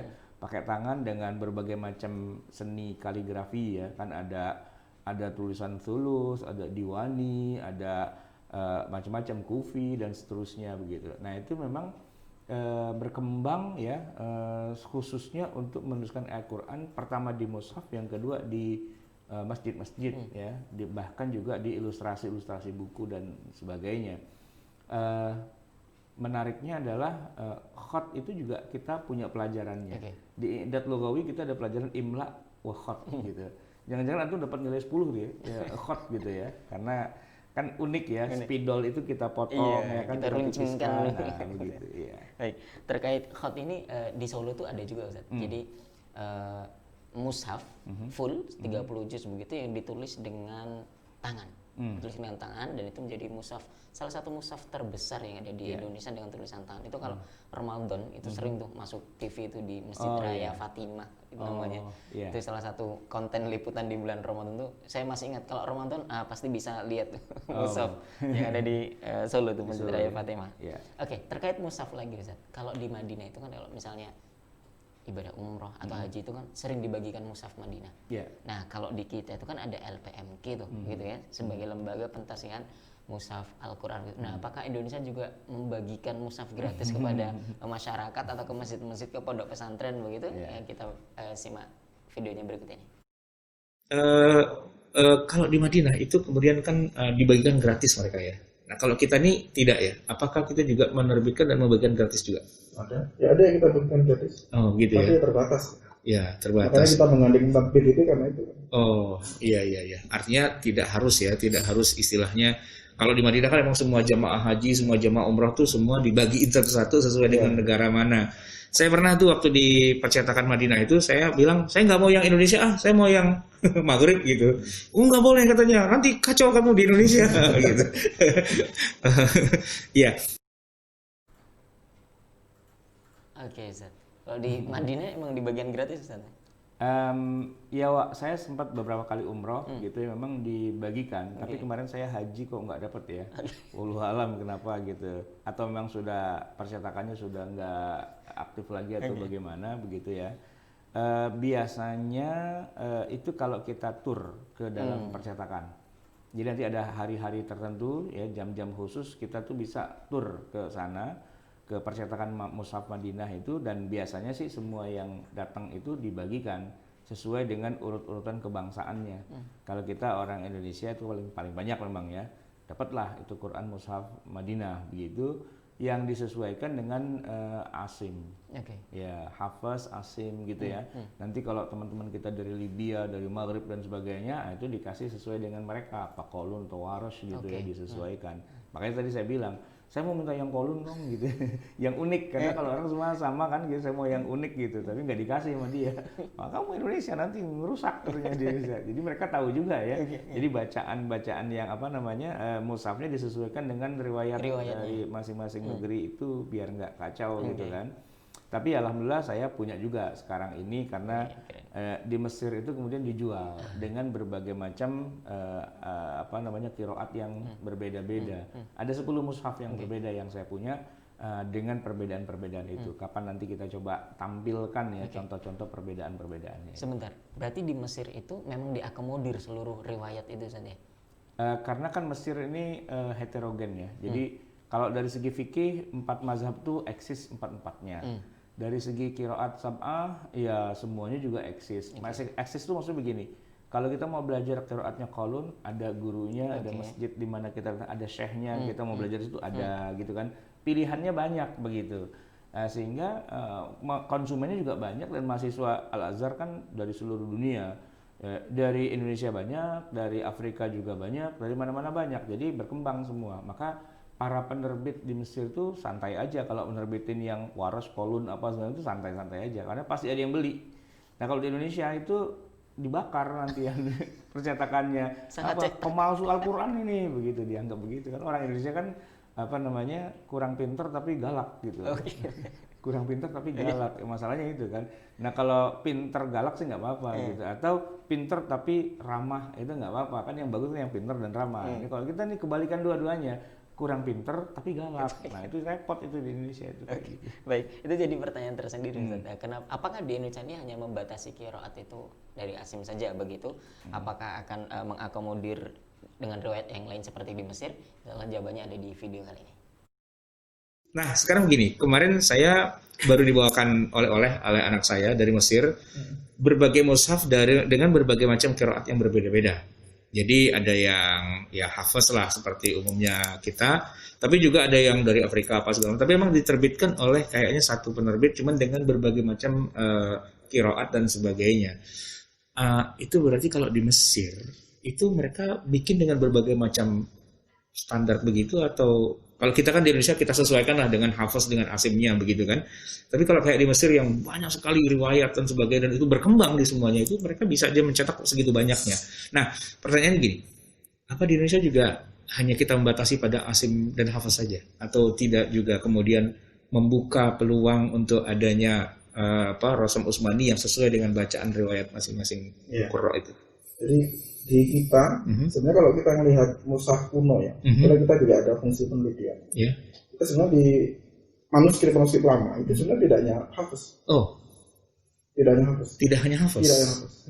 Jadi banyak riwayat lain yang juga ditemukan di manuskripnya. Ya, di manuskrip kita. Dari Sulawesi ada, kemudian dari Kalimantan juga saya temukan, di Jawa sendiri juga ada, kemudian di Aceh. Tapi itu manuskripnya ya? Manuskripnya. Cuma kalau pengajarannya, orang baca Quran di Indonesia kok bukan hafaz, bukan asim, itu apakah ditemukan juga? Misalnya pakai riwayat qaulun, waras dan sebagainya? Nanti bisa ditambahkan satu razi itu. Tapi secara umum gini, untuk yang dari Latena, itu kan selama ini yang keluar hafaz. Untuk riwayat non-hafaz, baru tahun ini yang kita susun riwayat qaulun. Jadi yang sistem pengajaran di kita, yang lama itu, ya paling yang pakai kitab-kitab qiraat itu. Jadi kitabnya Qurannya tetap apa sih itu ya. Tapi kemudian cara bacanya disampaikan dengan cara bacanya. Oke. Nanti Pak Rozi bisa nambahin itu. Ya, gimana Pak Rozi kira-kira? Iya. Kalau pengajaran qiraat di Indonesia berjalan, terutama setelah Kiai Arwani mengarang kitab Faidul Barokat, sampai sekarang di pesantren-pesantren masih ada bacaan itu. Saya secara pribadi nih ya, setiap itu minggu saya khatamkan hari ini qaulun, minggu ini qaulun, besok waros, bergiliran. Tapi saya juga membaca hafaz. Artinya dalam bacaan keseharian bagi kalangan tertentu, qiraat itu sudah dilaksanakan. Tetapi memang kalau penerbitan Al-Quran di Indonesia itu ya hafaz, karena kalau ada yang mencetak qaulun, siapa yang beli? Sementara di Mesir itu memang keilmuan tentang qiraat itu jalan semuanya. Dan penghuninya atau mahasiswa yang datang itu dari berbagai wilayah. Maka waros ada, qaulun ada, gitu. Sampai 10 itu. Iya, lengkap. Bahkan dalam versi PDF-nya itu sudah ada 14 ya. Iya, 14. Karena 7 itu masing-masing imam punya 2 perawi, jadi 14. Bahkan yang yang istilahnya yang syaz juga sebagian ada juga ya. Itu luar biasa. Tapi berarti kita belum ada rencana ya untuk menerbitkan. Tahun ini qaulun. Qaulun ya. Iya, riwayat qaulun. Apa nggak takut dibilang ini ada Quran palsu gitu? Ya kan ada itunya. Dan sekarang ini sudah marak pengajaran qiraat. Kalau dulu pas saya di pesantren dulu ya, di pesantren tertentu untuk mempelajari qiraat harus hafal Quran dulu. Oh, syaratnya berat ya. Iya. Oke. Kalau sekarang sudah orang nggak hafal Quran pun boleh mempelajari, dan semakin banyak ya ustaz atau kiai yang membuka seperti itu, meringankan. Ya Yasin sendiri juga begitu. Ya Yasin itu sebetulnya kalau standarnya itu kalau pengen baca qiraat ya hafal Syatibi, tapi karena di Indonesia nggak mungkin, maka sudah yang penting ikut ngaji saja. Dan itu menjadi semakin semarak. Oke, sudah banyak ya berarti ya. Dan masyarakat sekarang sudah nggak terlalu kaget itu ada bacaan yang berbeda. Yang penting di depannya dijelaskan ini qiraat qaulun, maka sudah bisa menerima. Baik. Itu Zat, menarik itu Zat. Ternyata tidak ada ketentuan khusus untuk membatasi harus riwayat asim atau dari hafaz begitu ya di Indonesia. Ya boleh juga yang lainnya, cuma ya siapa yang akan beli begitu kira-kira kalau dicetak mushaf riwayat qaulun atau wars gitu misalnya. Ya, karena kan mencetak itu sesuai dengan kebutuhan masyarakat. Masyarakatnya yang butuh itu ada apa enggak? Kalau enggak ada kan percuma juga. Misalnya ada percetakan menerbitkan Quran terjemah bahasa Jerman gitu di Indonesia, ya buat apa? Kan nggak ada yang bisa bahasa Jerman, ada 1-2, berarti kan rugi dia itu hitungannya. Maka Kenapa di Indonesia itu mushaf yang berkembang hanya riwayat Hafs Asim? Ya karena emang yang dipelajari oleh masyarakat hanya itu, ya kan? Tapi ini menarik kan, Lajnah tahun ini katanya mau menerbitkan mushaf yang apa tadi? Kolun, iya. Nah, kan saya tanya kan, apa nggak takut? Sebenarnya takutnya ada dua itu, takut rugi karena nggak ada yang beli, atau takut di demo, ya kan? Masyarakat Islam yang kurang pintar tapi galak itu. Nah, kalau takut rugi enggak, karena ini kan Lajnah, dia pakai APBN, jadi memang tidak akan dijual, dibagikan saja. Nah, tapi itu menunjukkan juga bahwa oh ternyata pengajaran qiraatus saba' itu di Indonesia cukup marak juga. Sudah ada juga orang-orang yang mengerti tentang qiraat-qiraat itu, berarti kan.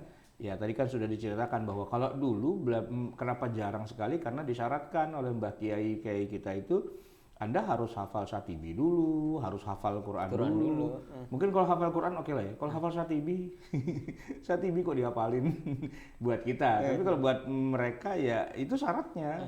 Baru setelah hafal Syatibinya baru belajar qiraat sabaknya gitu. Karena teorinya ada di situ kan. Ya kayak zaman dulu juga kita kalau mau belajar nahwu ya kita menghafal alfiyah gitu. Nah hari ini nggak perlu ngapain alfiyah dihafal-hafalin, langsung nahwul wadih saja. Atau kita kan anak Lipia nggak ada satupun, nggak disyaratkan loh untuk kita belajar di Lipia itu menghafal Alfiyah Abdul Malik kan nggak dia. Walaupun kurikulum nahwu kita itu pakai apa kitabnya Audahul Mahalik ya. Masalik sebenarnya. Audahul Masalik gitu kan. Itu kan syarah Ibnu Malik gitu kan, Alfiyah Ibnu Malik.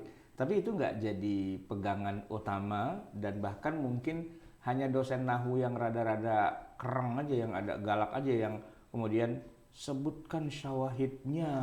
Nah, itu kacau balau itu. Ya kalau teman-teman yang dulunya udah jago nahwu dan sebagainya suruh nyebutin syawahid dari alfiyah ya karena dia hafal, alfiyah dihafal dari depan ke belakang.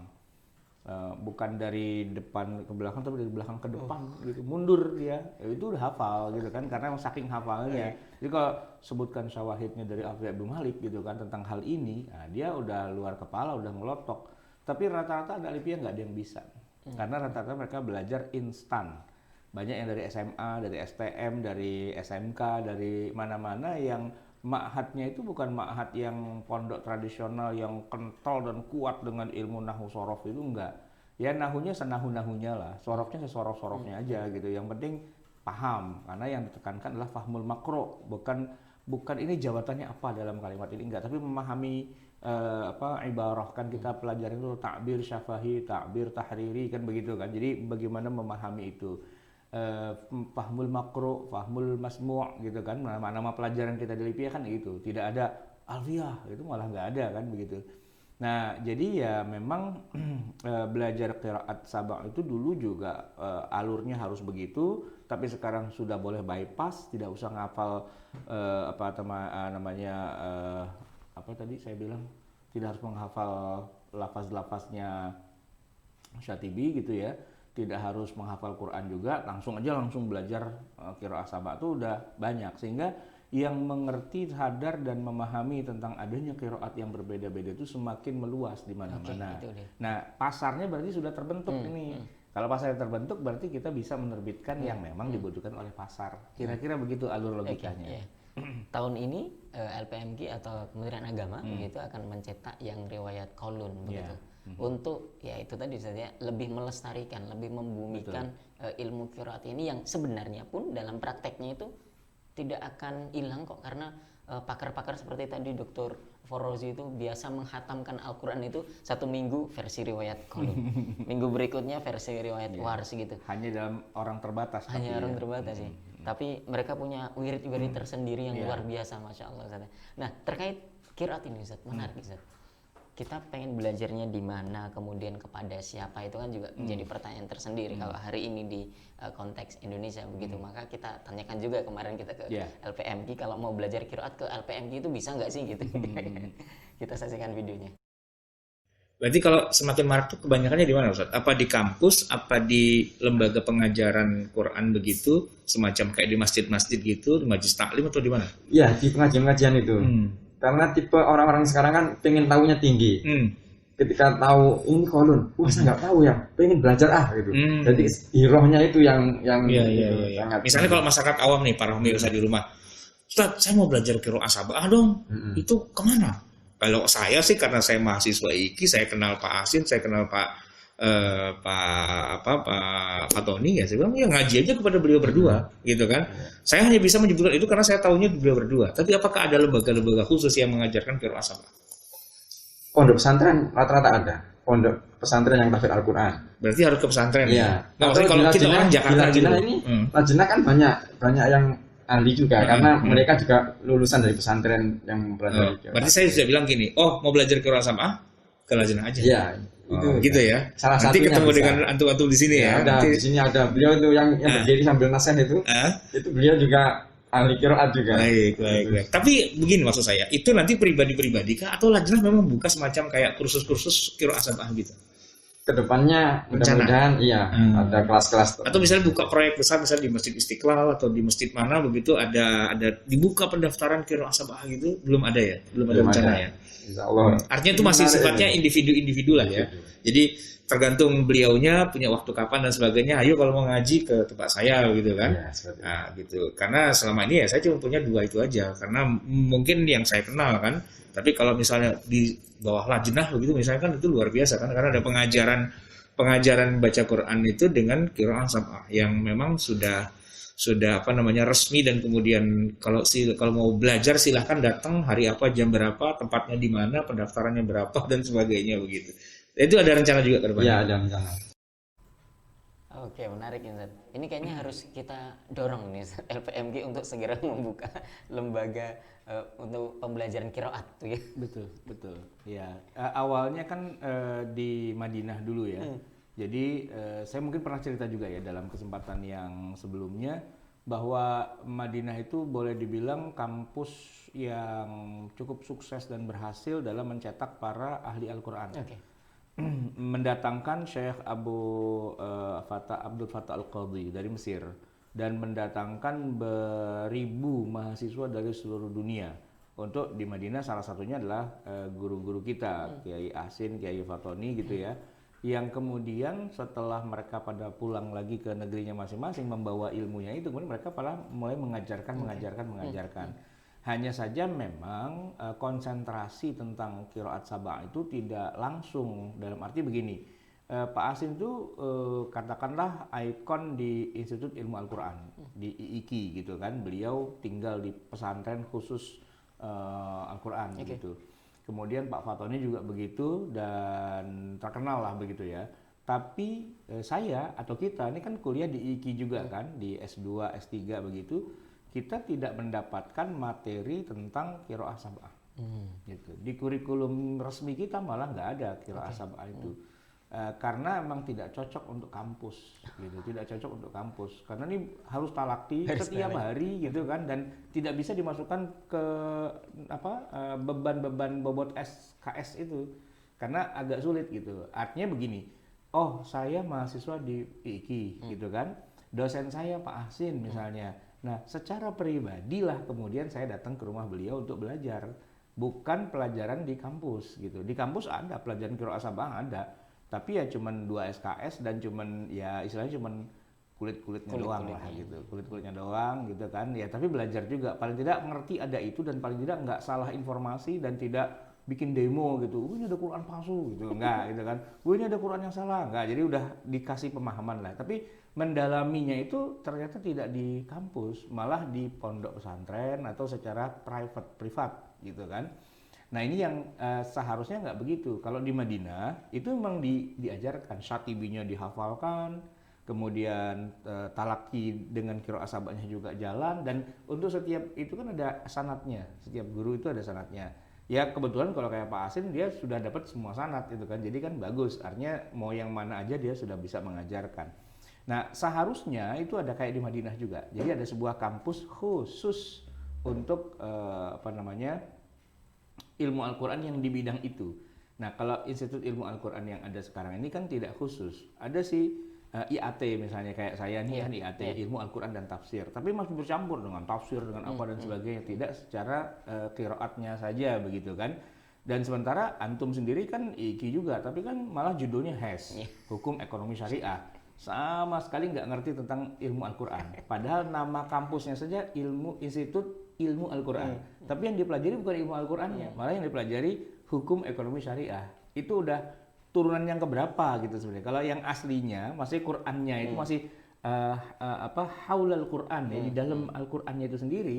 Ya itu ada ilmu dhabt, ada ilmu apa dan sebagainya, itu kan di situ. Nah turunannya menjadi ilmu fikih, turunannya lagi menjadi hukum ekonomi syariah. Itu udah turunan, udah nilai keningratannya udah turun gitu sebenarnya. Ya, walaupun itu nggak kita anggap itu sepele gitu ya. Nah itu contohnya. Jadi di Indonesia walaupun lembaga-lembaga pendidikan Quran itu cukup marak, tapi fokusnya malah tidak ke qiraat sab'a. Mungkin lebih kepada tahfiz gitu, tahfiz aja. Karena gurunya ya cuma bisa nerima setoran, tapi gurunya sendiri boleh jadi tidak, guru Qur'annya ya, guru tempat nyetor hafalan Quran, dia sama sekali nggak paham konsep qiraat sab'ah, nggak paham konsep rasem, nggak paham karena emang nggak belajar itu. Jadi kayak terpilah-pilah gitu, dia di-split begitu, dan yang belajar ini menghebat banget, luar biasa, dan sudah menganggap dirinya ahli Quran. Bahkan ada seorang kiai di Jakarta itu, penceramah kondang, itu mengangkat dirinya dengan gelar yang dia bikin sendiri, yaitu sarjana Quran. Jadi kan kalau kita kan sarjana kan ada SAG, sarjana agama gitu kan, atau ada SSY, sarjana syariah gitu.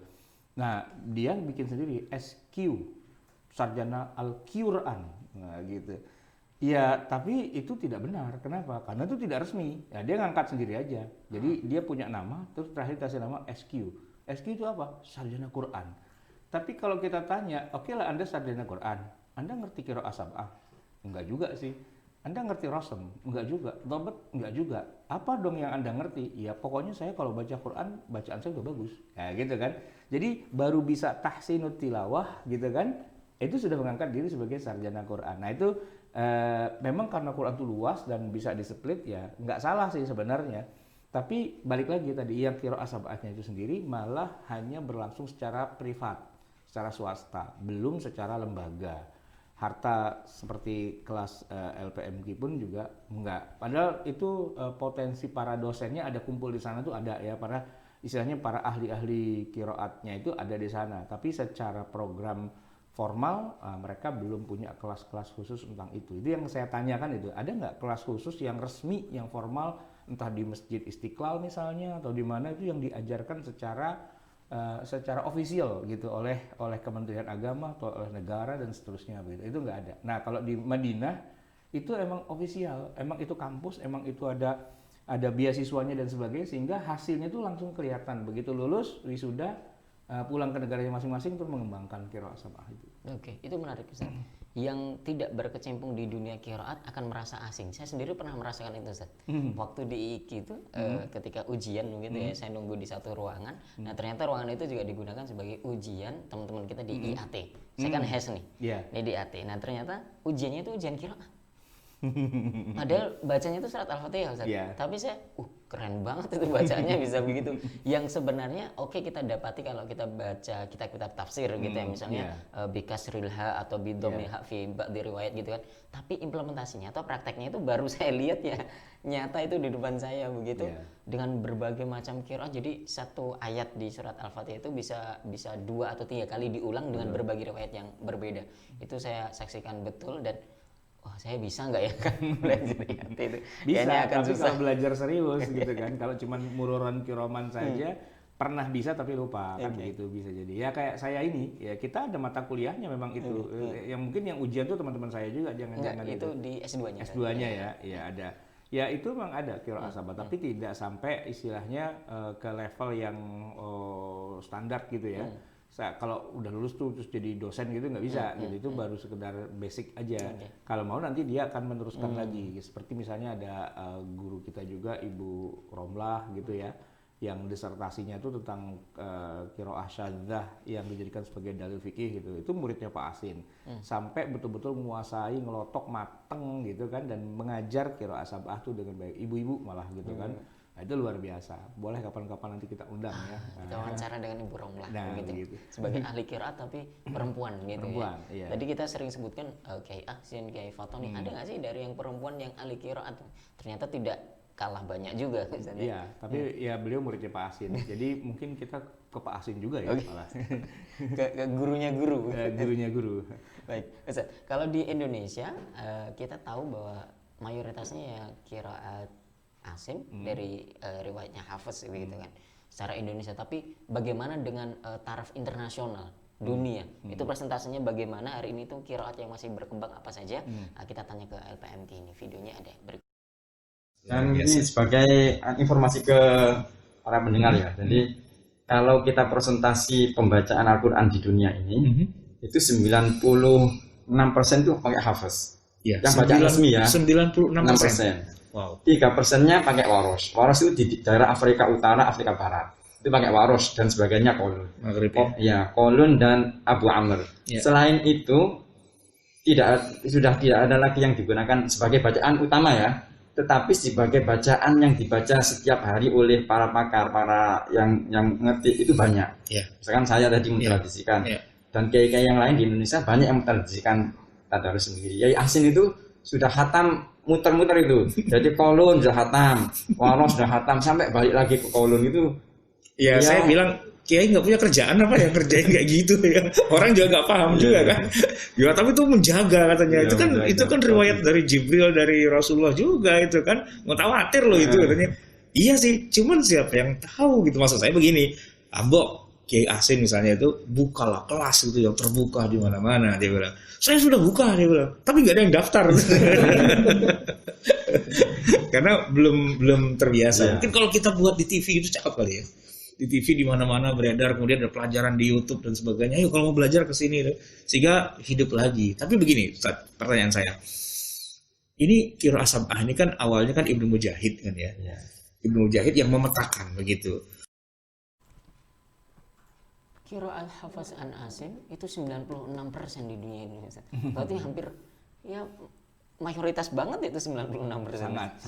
Sangat mendominasi. Wajar kalau banyak orang yang tidak tahu bahwa Quran itu ternyata tidak hanya riwayat Hafiz Asim saja, tapi ada riwayat yang lain. Tapi kayak karena jumlahnya memang 96% kan, ya dianggap itu udah suara mayoritas lah gitu kan, satu-satunya kebenaran.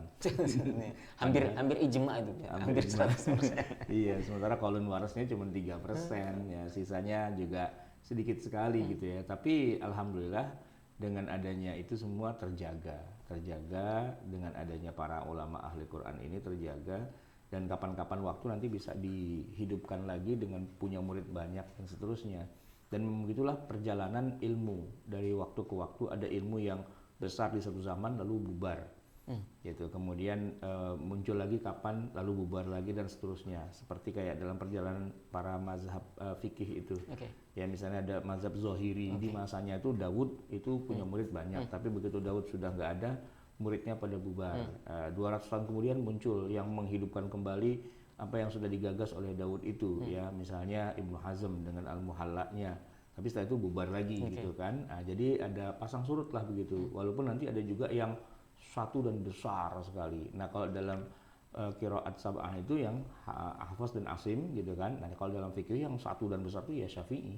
Itu satu dan besar. Di seluruh dunia Islam tuh ada.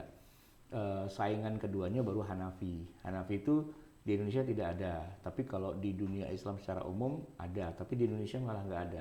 Nah jadi saya menempatkan Syafi'i itu yang paling populer begitu kan. Nah di bawahnya baru Hanafi. Cuma teman-teman saya dari India tuh nggak suka kalau saya bilang begitu. Oh enggak, nomor 1 Hanafi. Ya lu mainnya di India doang, kurang jauh pikniknya. Coba sampai Indonesia nggak ada Hanafi begitu kan. Asia Tenggara tuh nggak ada Hanafi, nggak ada yang lain, hanya Syafi'i saja. Kira-kira seperti itu kan. Hafiz begitu juga. Dia ada di seluruh dunia gitu. Tapi kalau yang lainnya malah dia cuma sedikit. Oke, presentasinya sampai 96%. Itu hampir bulat 100% itu. Yeah. Maka begitu. Kan qiraat ini mutawatir dari Nabi SAW, 7 qiraat yang mutawatir itu. Hari ini masyarakat dunia Islam itu cuma kenal satu, riwayat Hafiz an Asim. Nah apakah ini kita tanyakan juga ke LPMK, apakah ini sebuah kemunduran begitu ya? Adakah upaya-upaya untuk menjaga dan menghidupkan kembali dalam tanda kutip qiraat-qiraat yang lain ini? Kita saksikan videonya berikut ini. Nah, tadi antum bilang 96% itu Hafiz Asim. Kemudian sisanya itulah yang lain-lain gitu kan. Bahkan yang sebagian besarnya lagi malah sudah nggak ada yang baca sama sekali. ini kemunduran apa enggak ya? Kita menganggap ini kemunduran atau apa kira-kira? Ini bagian dari datangnya hari kiamat itu ditandai dengan hilangnya Al-Quran. Nanti gimana kira-kira?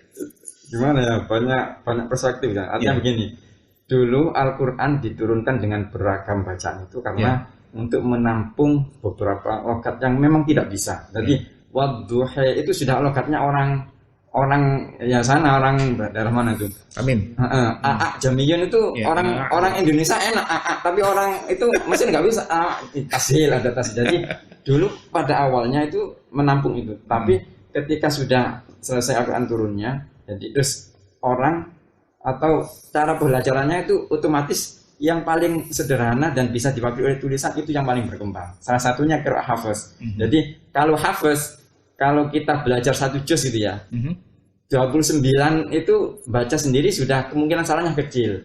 Meskipun dalam pengajaran Al-Quran nggak boleh, harus talaqit nggak boleh juz. Tapi kalau waros, dia baca satu juz, baca sisanya dijamin salah semuanya. Karena tidak bisa diwakili oleh buku, tetapi harus talaqi. Itu mungkin salah satu faktor kenapa salah satu qiraat menjadi dominan. Ini kemunduran atau tidak? Ya kan qiraat dulu turunnya ya sesuai kebutuhan ya. Kebutuhan waktu itu ya sangat ya rahmat itu jadi. Tetapi sekarang yang dibutuhkan kok kelihatannya karena gurunya juga semakin terbatas, ya akhirnya menjadi mengerucut kepada satu. Tetapi Ibnu Jahid dan Ibnu Jazari berjasa ketika membukukan itu menjadi ilmu ini menjadi terabadikan. Meskipun tidak dibaca secara komunal itu ya, tetapi secara personal keilmuan dia akan tetap terjaga. Oke Ustaz, saya suka dengan jawaban beliau Dr. Fahru Rizi ini. Apa kemunduran atau tidak ya dilihat dulu dari konteks yang mana. Karena dulu memang riwayat itu atau qiraat itu diturunkan sesuai dengan kebutuhan masyarakat pada waktu itu. Ada orang-orang yang tidak bisa bilang wadduha, biasanya bilangnya wadduha. Ya sudah seperti itu, mutawatir dilegalkan oleh syariat begitu Ustaz. Menarik. Nah hari ini barangkali semuanya sudah bisa untuk bisa wadduha, sehingga riwayat yang berkembang hanya Hafiz an Asim. Ya sesuai dengan prinsip syariat ini memudahkan untuk umatnya. Faqra'u ma tayassara minal Qur'an. Yuridullahu bikumul yusra wa la yuridu bikumul usra. Allah itu menginginkan yang mudah-mudah saja bagi kita dan tidak menginginkan kesulitan. Pertanyaan terakhir Ustaz ya. Kita lihat video terakhirnya. Apakah ada kewajiban untuk kita terus melestarikan berbagai qiraat yang katakanlah sudah mati suri hari ini untuk kita hidupkan lagi, itu ada kewajibannya enggak? Kita lihat video terakhirnya.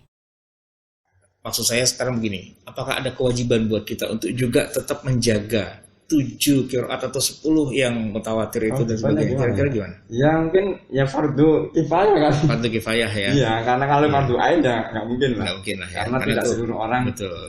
Artinya semacam kayak lajnah kita ini dan teman-teman yang memang sudah menguasai ilmu qiraat sab'ah itu ya ada semacam kewajiban moral lah untuk mengajarkannya begitu kan.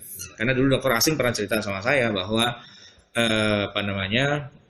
yang mengerti ilmu ini hanya sedikit, dan di Masjidil Aqsa itu imamnya itu membaca itu tapi nggak ada yang dengar, nggak ada yang pelajari juga gitu. Jadi cuman dibaca saja itu matan Syatibinya itu cuman dibaca gitu, dalam arti nggak ada pengajiannya, nggak ada yang dengerin, cuman si imamnya cuman membunyi aja deres setiap hari membaca itu kan 1000 bait itu dibaca gitu.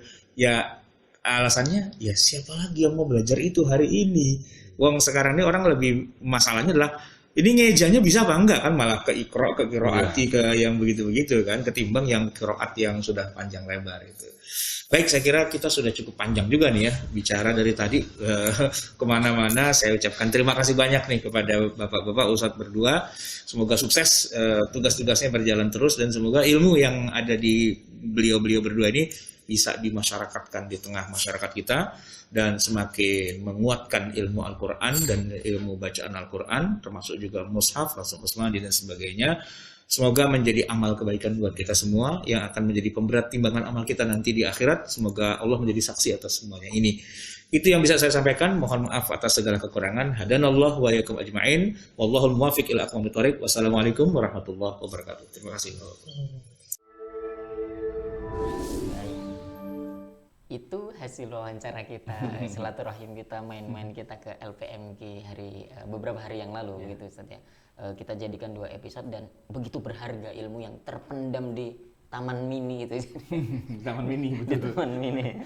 Jadi butuh dibuka dulu kuncinya, gerbangnya begitu ya, untuk kita bisa membuka cakrawala khususnya tentang mushaf dan Al-Quran ini lebih dalam lagi. Oke Ustaz, kita masuk ke sesi diskusi Ustaz.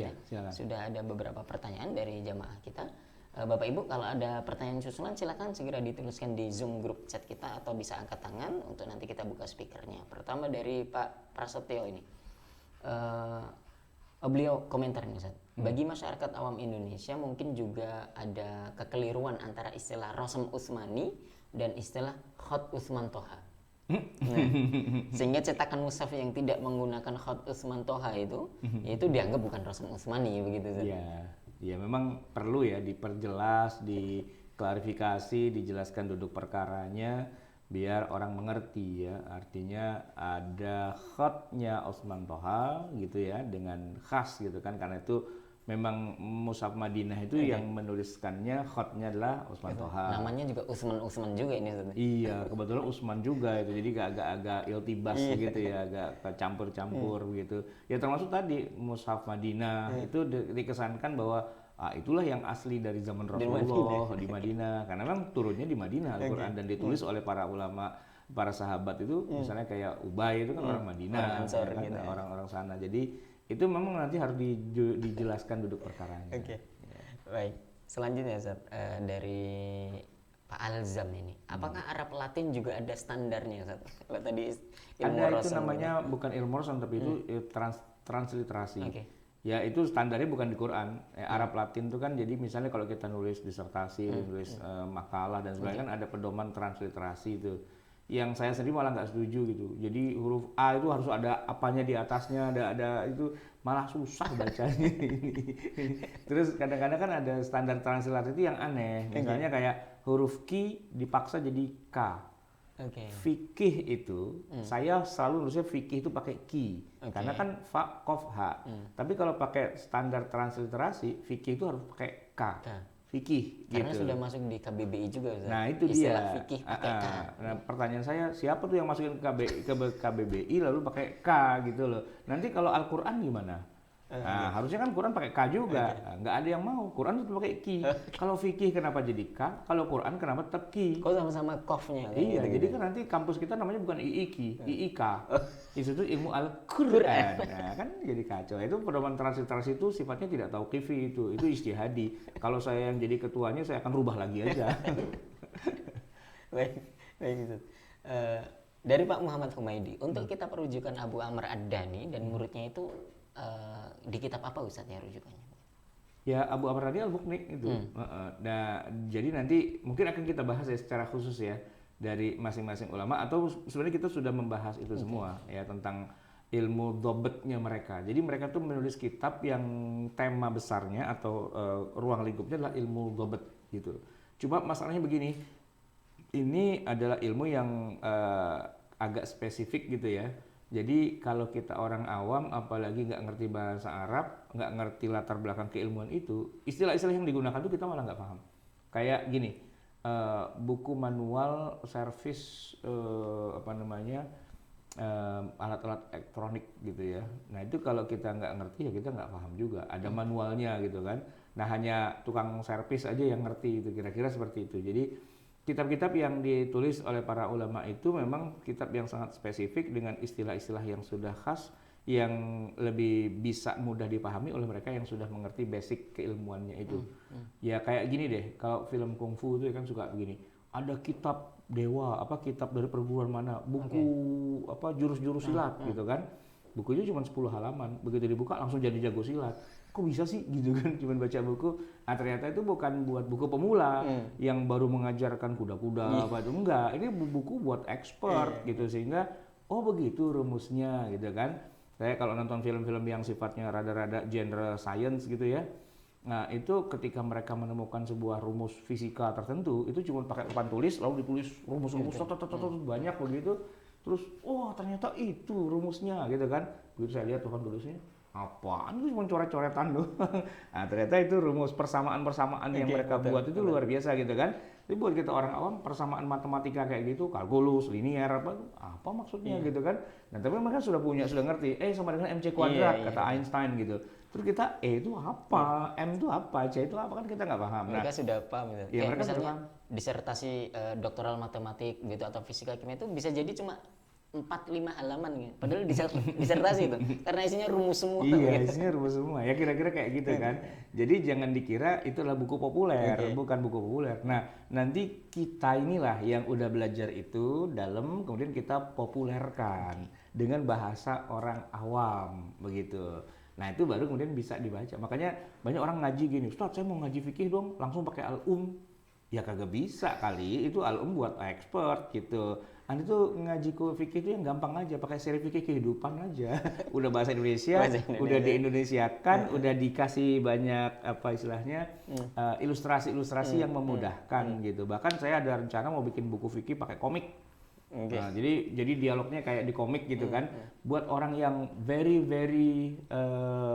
bukan idiot sih ya, tapi buat orang awam sekali gitu. Karena istilah-istilah di fikih itu banyak yang pada nggak paham. Saya masih ingat waktu saya sering typing dengan Trans 7 gitu ya. Begitu saya mengucapkan sebuah istilah yang buat saya atau buat kita, istilah itu udah populer banget. Tapi kata produser, sebentar, itu tadi Ustadz nyebutin sebuah istilah. Saya aja nggak paham Ustadz gitu. Padahal saya ini pengasuh rubrik agama. Tapi saya nggak paham itu maksudnya apa. Loh, saya bilang, ente bukannya udah ngasuh rubrik abang, udah paham. Iya, tapi istilah yang Ustadz sampaikan itu kita nggak paham, nggak nyambung, nggak ngerti gitu loh. Mereka nggak bisa bedakan loh antara ijma dengan ijtima. Nah gitu loh, sama jima. Nah, susah itu kan.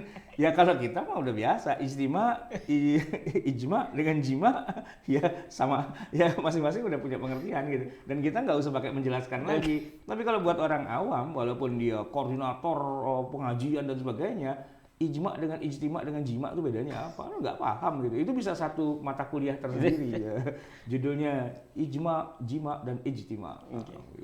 Padahal itu kalau iltibas keliru itu bisa fatal sekali. Bisa fatal sekali.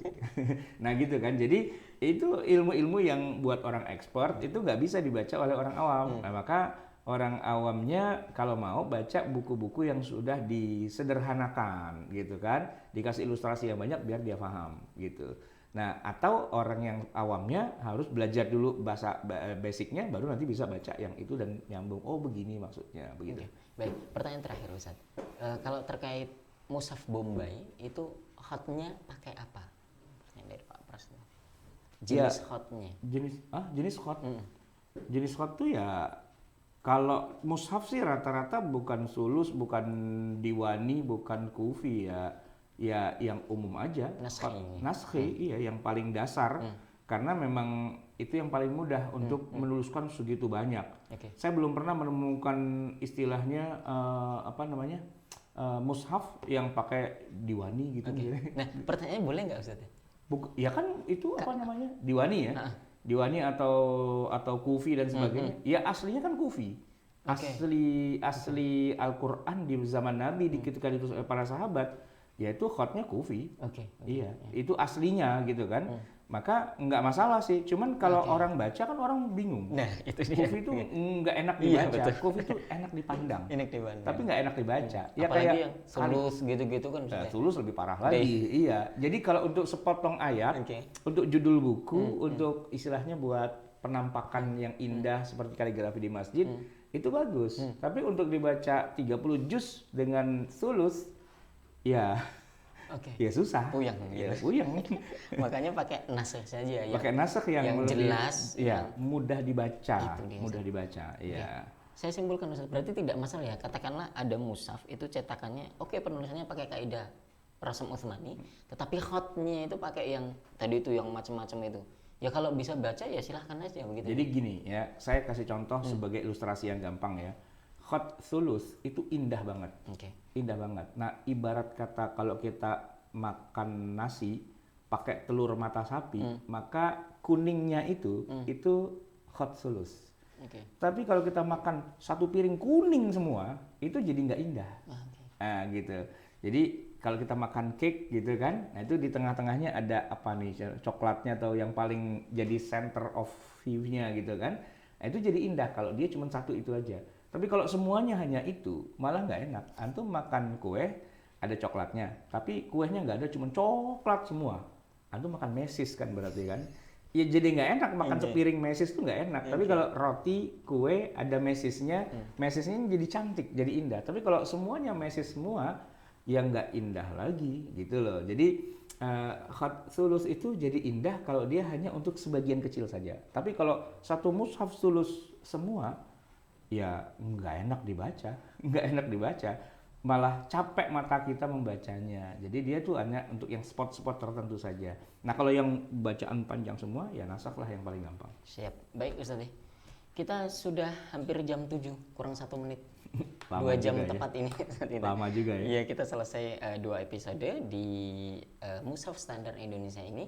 Bapak Ibu, terima kasih masih setia untuk mengikuti Sekolah Fikih Live di mata kuliah Ilmu Al-Quran dan Tafsir. Dan jangan lupa nanti kita akan ketemu lagi di hari Jumat seperti jadwal biasanya, Senin, Rabu, Jumat jam 5 pagi ba'da subuh sampai kira-kira jam 7 pagi. Nah, maka kita cukupkan sekian untuk kajian kita pada pagi hari ini. Mudah-mudahan apa yang kita pelajari ini bermanfaat untuk kehidupan kita baik di dunia maupun di akhirat. Kita akhiri dengan doa kafaratul majelis untuk nanti disambungkan Ustaz Ahmad Sarwat membaca doa. Subhanakallahumma bihamdika asyhadu an la ilaha illa anta astaghfiruka wa atubu ilaik. Bismillahirrahmanirrahim. Alhamdulillahirabbil alamin hamdan yuwafi ni'amahu wa yukafi'u mazidah. Ya Rabbana lakal hamdu wa lakal syukru kama yanbaghi li jalali wajhika wa li 'azimi sultanik. Allahumma shalli wa sallim wa barik ala sayidina Muhammadin wa ala ali sayidina Muhammad.